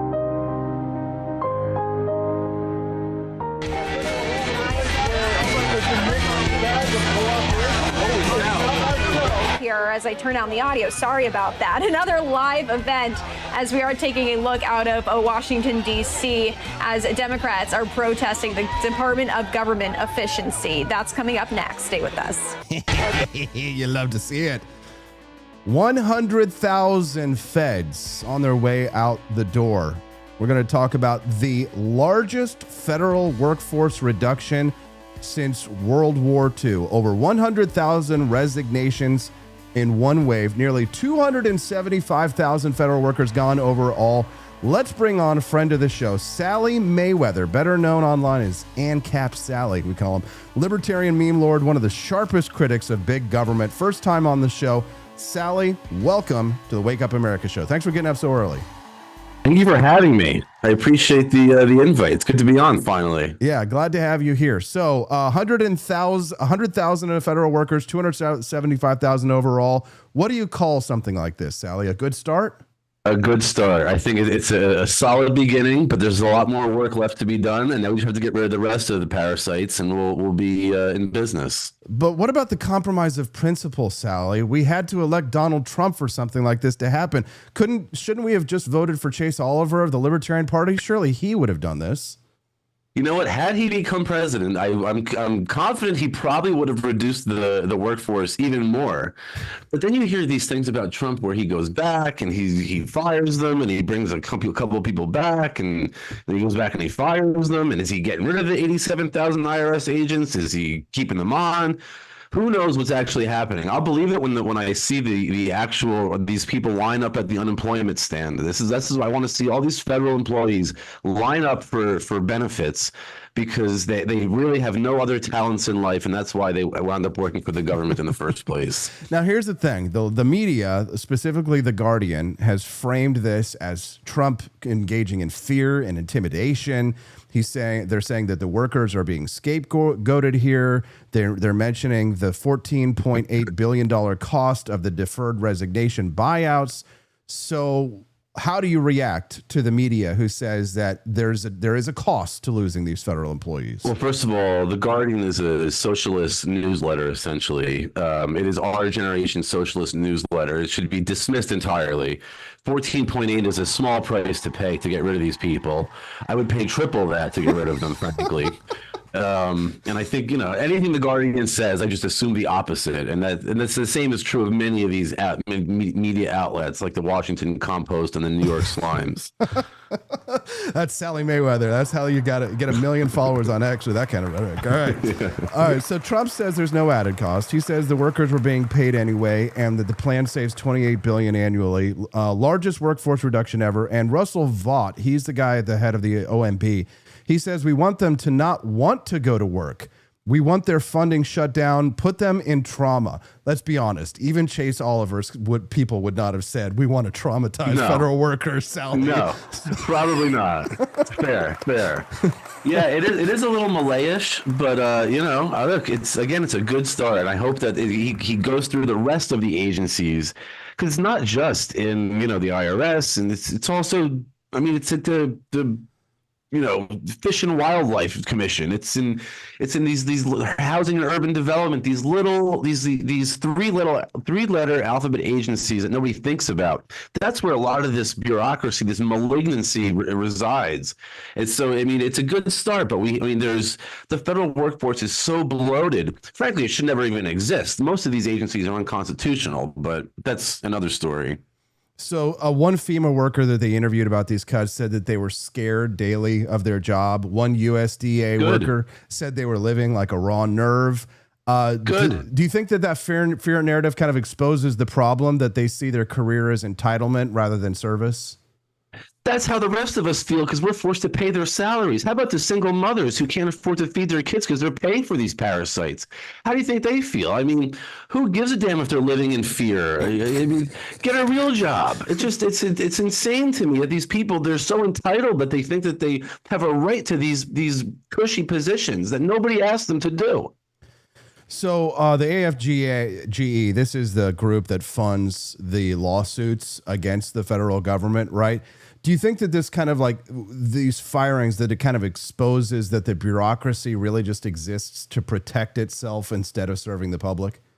Oh, 100%, 100%. It's meant to protect them and at the detriment to the American citizen. So what's next, Sally? What should Trump do? And after we fire the next 100,000 federal employees, where do you think Trump should focus in terms of cuts when it comes to the federal government? I mean, obviously, I think some of the biggest problems we have are the military-industrial complex and the warfare state and the welfare state. That's where most of this big government malignancy is coming from. Am I confident that Trump is going to start, going after the Department of War, I guess it's called nowadays? I'm not, but, I think that there's much more hope that he's going to go after the welfare state and the welfare programs, which is a wonderful thing. We need to get rid of all of this stuff. So if he can get rid of half of it, I think it's a good start. Now, what are your thoughts on Donald Trump sending in the feds into places like Portland, where Antifa terrorists are burning down businesses, blocking streets, committing acts of violence on the daily, advocating for socialism and communism, and local mayors, local city council people are doing nothing to protect the lives, the liberty, or the property of their local citizens? Is it the proper role of the federal government to send police in to restore order on American streets, or no? As a constitutionalist, it is not, but as a anarchist libertarian, it is. It's a sort of nuanced take. If you read Brian McClanahan and you talk about what the Constitution says, the Constitution requires that the federal government get permission from the state legislatures, and if the state legislatures are not in session, they need the governor's permission. And frankly, not following this particular piece of the Constitution has gotten the United States in a lot of trouble before. However, like you just said, the local government isn't doing shit about this, and you can't just let this go on. And I've been a big advocate for a long time of getting rid of these Antifa people. I think they should be rounded up many, many years ago, obviously, because they're sniping people out. So look, if the local government isn't going to step up to the plate as they should, then the best thing, if we're going to pay for the federal government to do something, the best thing it could be is to round up these socialists. God damn, Sally. Finally, libertarians with balls. With balls. That's what I've been saying for years. We need libertarians with balls. Take, though. It is a sort of nuanced take, though, because from the Constitution, ideally, this wouldn't be necessary. Ideally, the state governments would be handling it. Unfortunately, they're not. Well, I kind of liken it to the KKK, the way that the government cracked down on the terror networks because the local officials were in bed with the KKK.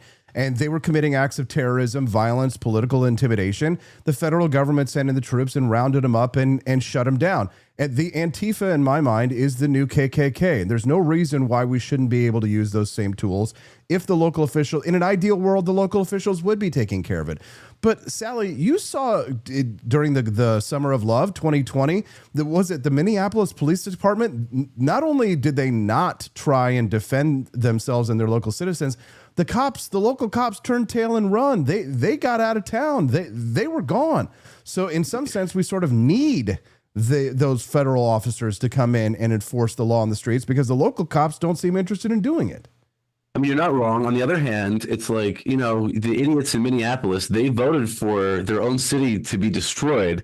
So go ahead, let them live in their own filth and mire. I think it was Tim Walz's wife who said when she opened up the windows in the morning, she could smell the burning tires from the governor's mansion.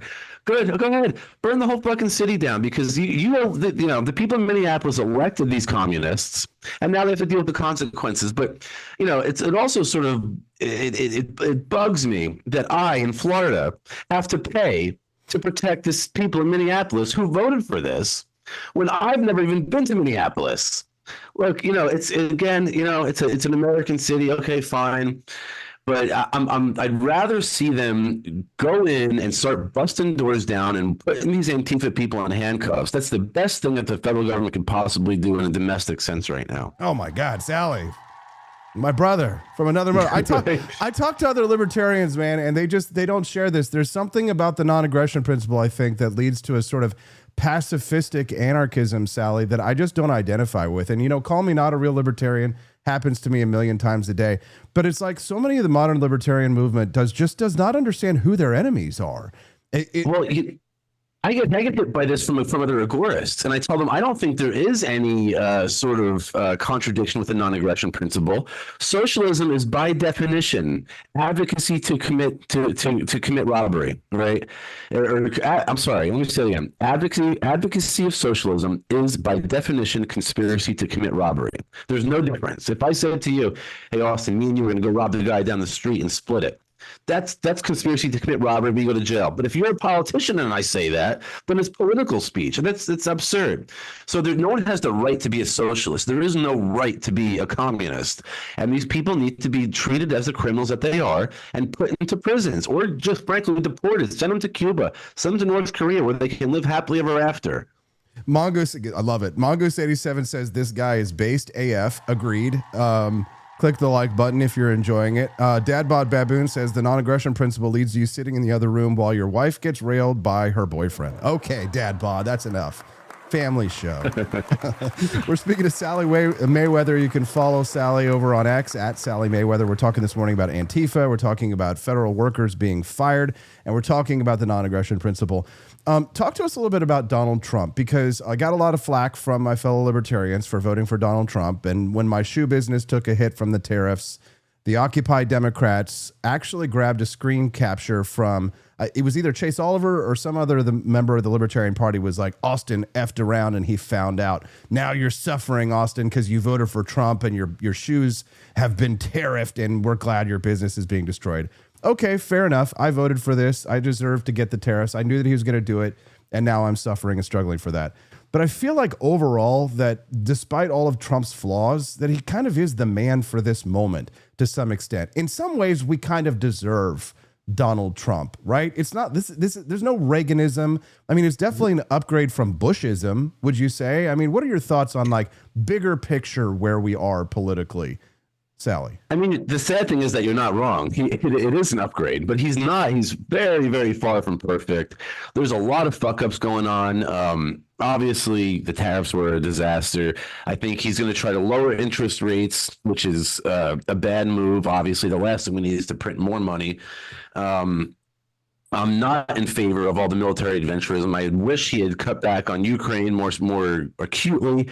I don't think we should be, debt slaves to the Israeli Knesset. But would it be better with Kamala Harris? Of course not. It would be far worse. Would it be better with Joe Biden? Of course not. You'd have some, 20-year-old intern with a nose ring with an auto pen. So it's, it's a give and take. Obviously, it's not the ideal situation, but I think it's better than the alternative is. Lots of room for improvement. I think one of the biggest problems with Trump, is that he's susceptible to the people around him. And I think he's listening to a lot of the guys like Jared Kushner and, last time it was and John Bolton who were, pulling out his earstrings. So I don't know. It's better than the alternative, far from perfect. Frankly, I've checked out of the whole that we're going to find a political solution to any of this. I just tell people buy as much cryptocurrency as you possibly can, buy gold and silver, buy guns and as much ammo as possible because you're going to fucking need it. Now, wait a minute. You said buy as much cryptocurrency as you can. I know that you've been something of a skeptic of anything but Bitcoin, right? Are you you're like a pro Bitcoin and then anti everything else guy?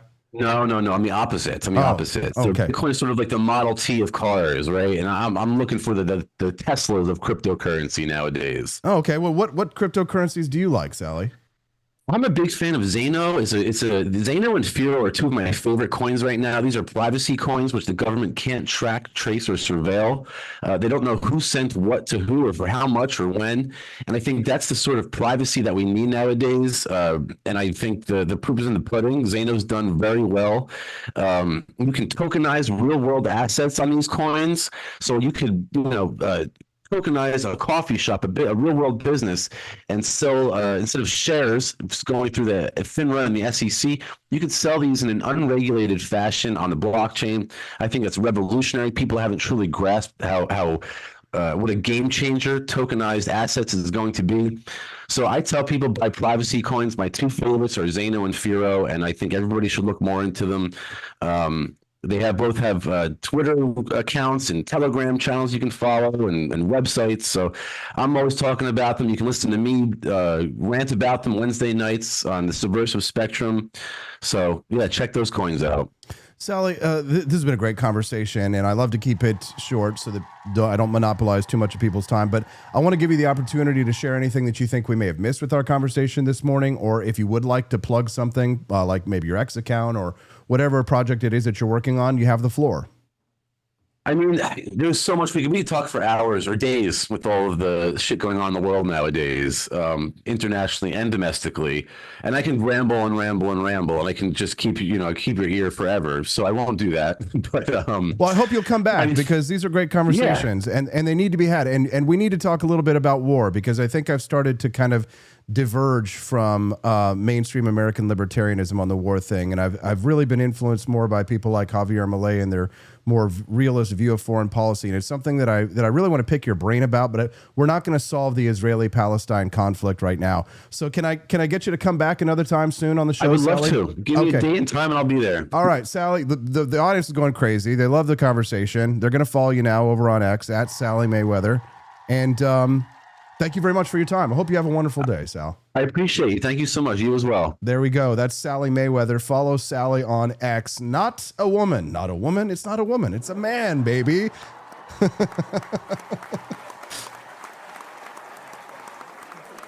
Not black, no afro. That's Sally Mayweather. Gosh, dang. This has been a great show this morning, hasn't it? Yeehaw. Thank you to Sally Mayweather. Thanks to Sally and to Jon Miltimore this morning. We are the #1 show on X this morning by a country mile. Yeah. Number one, 4.9 thousand people who saw the Wake Up America show in their feed this morning. The second one there, congratulations to Real America's Voice. That's another huge show. They're so rich that they've got like the gold check mark instead of the blue check mark. And then Kyle Seraphin, congratulations. He's number 3 this morning on my feed this morning, but we are blowing them away. Number 1. And it looks like we unlocked the bonus content. So here's what we're going to do, guys. The bonus content itself is 11 minutes long. So I'm going to go ahead and play that now, because I'll play it now. And then when we come back, we'll have Theo Vaughn on the Wake Up America show to talk about his Netflix special that he bombed. We'll be right back. Enjoy the bonus content. It's the Wake Up America show. And what are we watching the Wake Up America show on? We're watching it. What is that? What is that up there? 4LN. What does that stand for? That stands for the 4 Liberty Network. We'll be right back.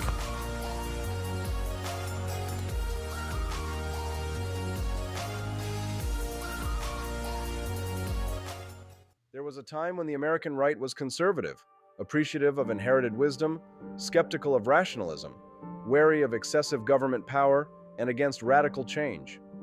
Exemplified by figures like William Buckley Jr. and Ronald Reagan, American conservatism is, in the words of the Dispatch's Jonah Goldberg, a political philosophy that defends the revolutionary ideals of classical liberalism. The new right is not interested in defending these distinctively American ideals. Drawing instead on collectivist, nationalist, and even monarchist traditions from continental Europe, this new right seeks to wield the tools of government to advance its own social, cultural, and religious priorities. For years, the new right, by its own admission, has rejected the tenets of classical liberalism, including individual liberty, mutual toleration, and limited government. But following the recent assassination of conservative commentator Charlie Kirk, the new right has doubled down on its authoritarian tendencies by reviving the cultural teachings of Carl Schmitt, one of Nazi Germany's chief legal minds. The friend-enemy distinction, pioneered by Schmitt in The Concept of the Political, 1932, first published as a journal article in 1927, sorts people by collective identities pitted in a struggle for control of the decision-making powers of society.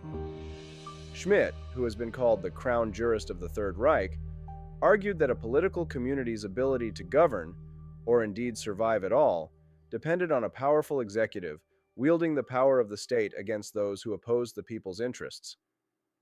Liberalism, be it classical or modern, challenged such Manichaean distinctions and restricted the ability of a political community to govern by centralized decree. Schmitt saw rights-based individualism, a preference for private over political decision-making, and a legal order rooted in universal rules as sources of social paralysis that impeded decisive action. As a jurist, Schmitt put these principles into action by building the legal arguments for German Chancellor Franz von Papen to rule by emergency decree during the 1932 Prussian coup d'etat.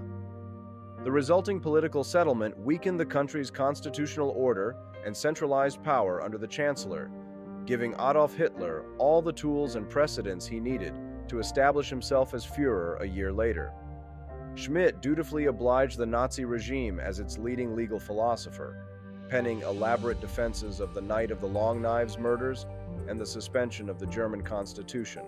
In an August 1934 defense of Hitler's actions, "The Führer protects the law," Schmidt railed against liberal constitutionalism's inability to muster the courage to treat mutineers and enemies of the state properly under the law.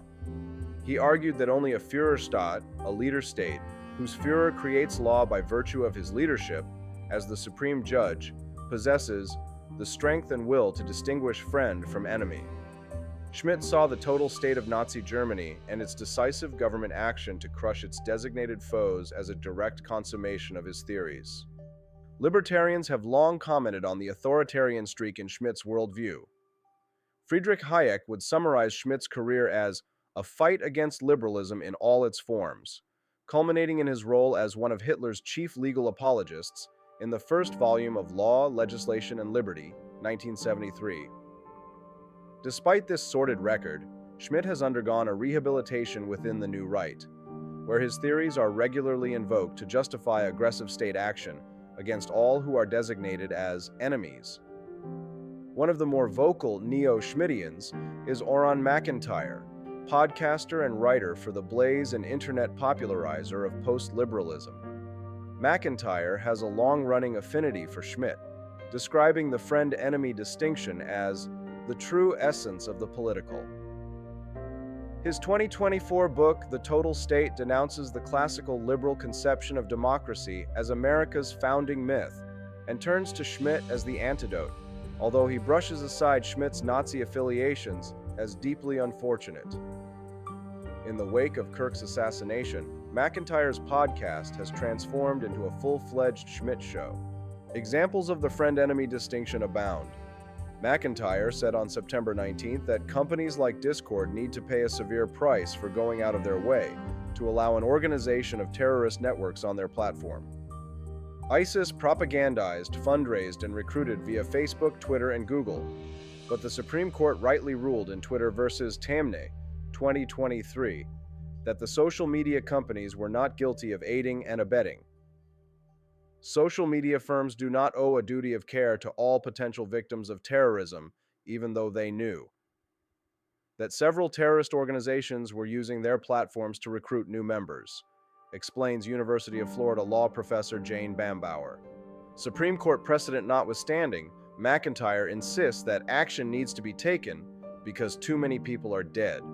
He says, "We don't have time to hesitate. I do not care about your pearl clutching. A new type of politics is here, and if we ever want to go back to the other style of politics, then we have to stop the people who are trying to shoot guys like Charlie Kirk. And that's going to take some stuff that might make you queasy." Despite this ominous remark, McIntyre says he has plenty of principles, which include taking care of his country and his family and his community and his faith. To defend these principles, McIntyre says, "We're going to need to make sure the left knows there's a cost for what they've done. Thousands of people need to go to jail. They need to be bankrupted." Unless McIntyre believes in punishing the innocent for crimes they did not commit, he's promoting the subversion of principles to maintain principles. He compounds this logic with the fallacy of misplaced concreteness. The left didn't kill Kirk. An evil gunman did. McIntyre does caveat his remarks by saying, "There's nothing that President Donald Trump can't do under the law that he needs to get done right now." But this is cold comfort because the law can be used to excuse moral atrocities. Schmidt was, after all, a legal theorist and made a habit of defining a supreme executive as the personal embodiment of the law. It's unclear to whom this nonspecific plural third person extends, and that's the point. McIntyre intends to create an USVs, them paradigm that subverts America's moral order of mutual respect and reciprocal recognition of rights, replacing it with a friend-enemy paradigm in which even the most outrageous abuses are justified so long as they're done to the enemy. This is not idle speculation. The day after Kirk's assassination, McIntyre posted that the specific political distinction to which political actions and motives can be reduced is that between friend and enemy, and liked to comment on the aforequoted video that ominously reads, "Friend-enemy distinction time." Per his own admission, libertarians fall squarely in the enemy bucket for McIntyre. McIntyre isn't the only new right pundit calling for an end to a classically liberal toleration. Curtis Yarvin, the de facto founder of the neo-reactionary movement and one of McIntyre's intellectual idols, regards the bellicose speech delivered by Deputy White House Chief of Staff Stephen Miller at Kirk's memorial service as insufficiently incendiary. Yarvin believes it's not time to create, it's time to destroy, and asks why we can't have an actual army instead of a metaphorical one in each of us. Yarvin credits Schmidt with proving the inadequacy of libertarianism's commitment to non-aggression and the rule of law. McIntyre, in his 2024 book, also regards Schmidt as having articulated the strongest arguments against classical liberal and libertarian visions for society. To the rest of the new right, McIntyre has emerged as a popularizer of Schmidt, known for adapting his friend-enemy distinction to draw a line against the dual foes of classical liberalism and the progressive left. Christian nationalist writer C.J. Engel often directs his readers to McIntyre's writings as a primer for applying Schmidt to the present day. Schmidt also occupies a central position in the worldview of the Martyr Made podcast host, Daryl Cooper, an amateur historian who attained notoriety for calling Winston Churchill the chief villain of World War II on the Tucker Carlson show. Unsurprisingly, Cooper ranks McIntyre among the leading pundits on the right today, stating that he sets the tone more than most primetime cable news hosts. Whether wittingly or subconsciously, the Schmittian friend-enemy distinction has been adopted not only by public intellectuals, but also by those in positions of political authority. Vice President J.D. Vance has said repeatedly in the 2 weeks following Kirk's assassination that political violence is not a both sides problem, and has cherry-picked survey data to argue that liberals justify and celebrate political violence against pundits with whom they disagree. He's even told Americans to snitch on those who celebrate Kirk's murder by reporting them to their employers. Trump, meanwhile, has suggested that TV networks that oppose him should have their broadcast licenses taken away, and his federal regulators have pressured ABC to cancel Jimmy Kimmel's show after the late-night talk host made light of the president's reaction to Kirk's murder. Less extreme new right thinkers have also begun to embrace this distinction. 2 days after Kirk's assassination, Yoram Hazony, organizer of the National Conservative Conference, advised the Trump administration to outlaw and destroy Antifa, the Muslim Brotherhood, and similar groups, because there is no magical path to restoring domestic tranquility in America without the vigorous use of the law and law enforcement. Hazony, to his credit, has condemned Schmidt in the past over the legal theorist's Third Reich connections.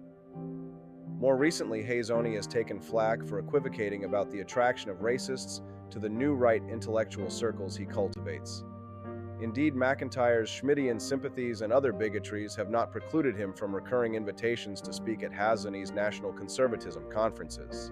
America's radical defense of classical liberalism has made the United States exceptional. With Schmittian philosophy resurgent on the new right, it's time for conservatives to defend our founding principles from a vicious ideology that seeks to arrogate supreme power to the state and abrogate the natural rights of the individual.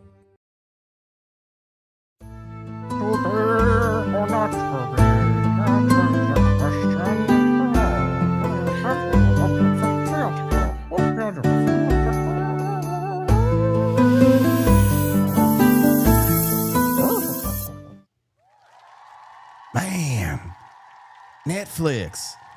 Y'all ever ball so hard they send in FEMA?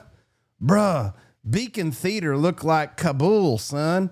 1/3 of the crowd left, and that's just the white people. I came out there last night in my camo pants and Yeezys, mullet blowing in the breeze.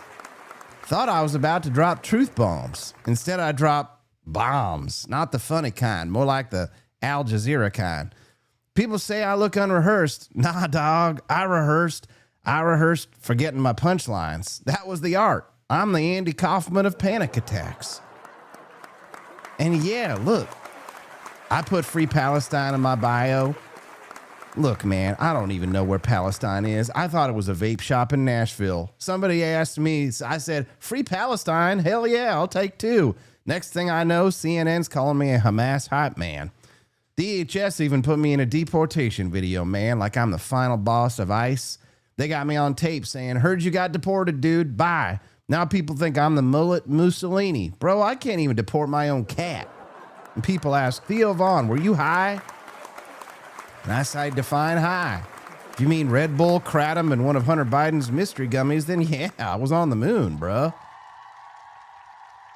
I told the crowd, I'm having a long month. That ain't comedy. That's a cry for help. Even my Netflix director was like, hey, Theo, try saying something funny. And I was like, oh, you mean like my career? Some dude in the front row yelled, Free Palestine. And I was like, Free Palestine? Man, I can't even free my punchlines. Listen, bombing a Netflix special, it ain't the worst thing ever, all right? I got bigger problems, okay? At least I didn't kill Charlie Kirk, right? Too soon? Yeah, probably. All right, but real talk, I'm the only guy in history to go from road rules to bomb rules. My career's like my mullet. Business in the front, terrorist sympathizer in the back. So if you see me on Netflix next month, just remember, it ain't a comedy special, it's a hostage video. Sponsored by Hamas, directed by Kratom. Y'all pray for me, or at least Venmo me bail money. Free Palestine. Free my punchlines. Free my mullet.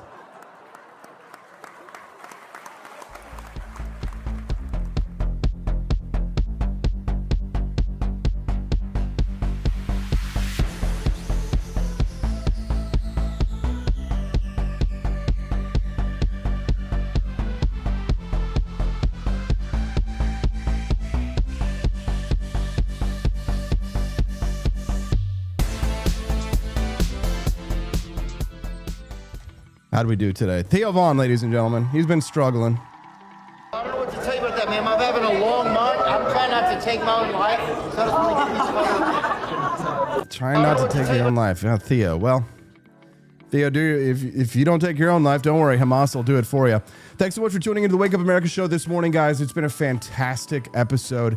We were number one on X this morning, thanks to Sally Mayweather. And, of course, thanks to Jon Miltimore. Tomorrow's Tuesday. We've got the lovely Liberty Lady, Camelia Peterson, on the show. And I think I've got so many freaking amazing guests lined up for you guys. It's not even funny. Let me look at my calendar. Yeah, we're like booked out. I got Dr. Phil coming back on Thursday. I don't know who I got for tomorrow. Wednesday, of course, Judge Andrew Napolitano on the Wake Up America show. Guys, you got to watch it 5 days a week. So make sure you click the like button. If today's your first time watching the Wake Up America show, click the follow button as well over in the Rumble chat. You will get a notification when we go live, which is, again, every Monday through Friday from 7 to 9 a.m. Central Time. And if you were watching us on X this morning, you're saying to yourself, you know what? This awesome guy's kind of freaking weird, but weird in a way that I like it. So join our community. If you go to forlibertynetwork.com, you'll get plugged in and you'll get to meet everybody. That's our Discord server where everybody chats whenever we're not live. But when we are live, we are at rumble.com/AP4Liberty. That's rumble.com/AP4Liberty. We had a great conversation with our buddy Sally Mayweather this morning, and I learned something new about cryptocurrency that I had never seen before.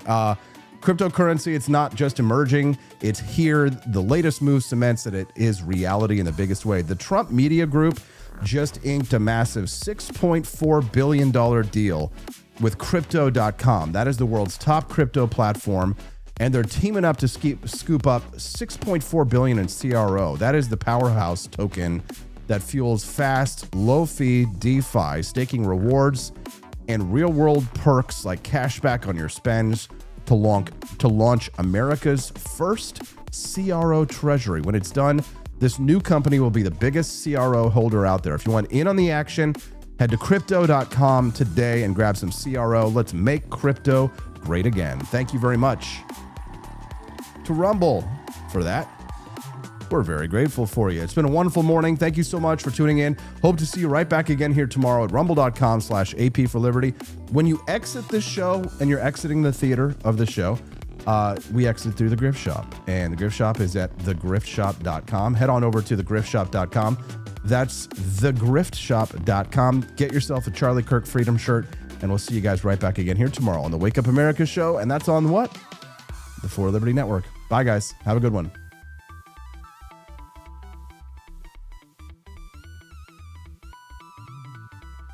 country is going to survive this regime? Only if we fight for the country we love.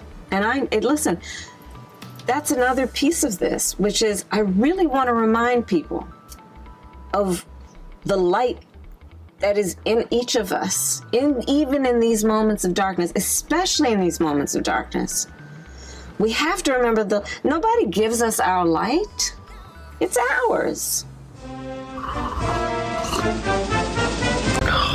Tired of spending your hard-earned money on woke corporations that don't share your pro-freedom values? Fed up with sipping liberal lattes and progressive cappuccinos? Introducing Founding Flavors from AP for Liberty Shop. Get your day started with Washington's Revolutionary Roast. As robust and principled as the man himself, this blend is the shot of energy heard round the world. Or maybe you want to taste the fervor of freedom with Adams's Patriotic Perk. It's as dynamic and balanced as the U.S. Constitution, sure to awaken your spirit of liberty. For the aficionados, we've got the Jeffersonian Java, a complex mix of flavors that speaks volumes about your refined tastes. And don't forget Betsy's Liberty Lullaby, our decaf option, crafted with the same care and dedication Betsy Ross put into our Star-Spangled Banner. This blend lets you enjoy the taste of freedom anytime without losing sleep. No woke beans here, folks. Just pure, patriotic, pro-freedom flavors brewed with love for liberty. So why compromise your principles for a cup of coffee?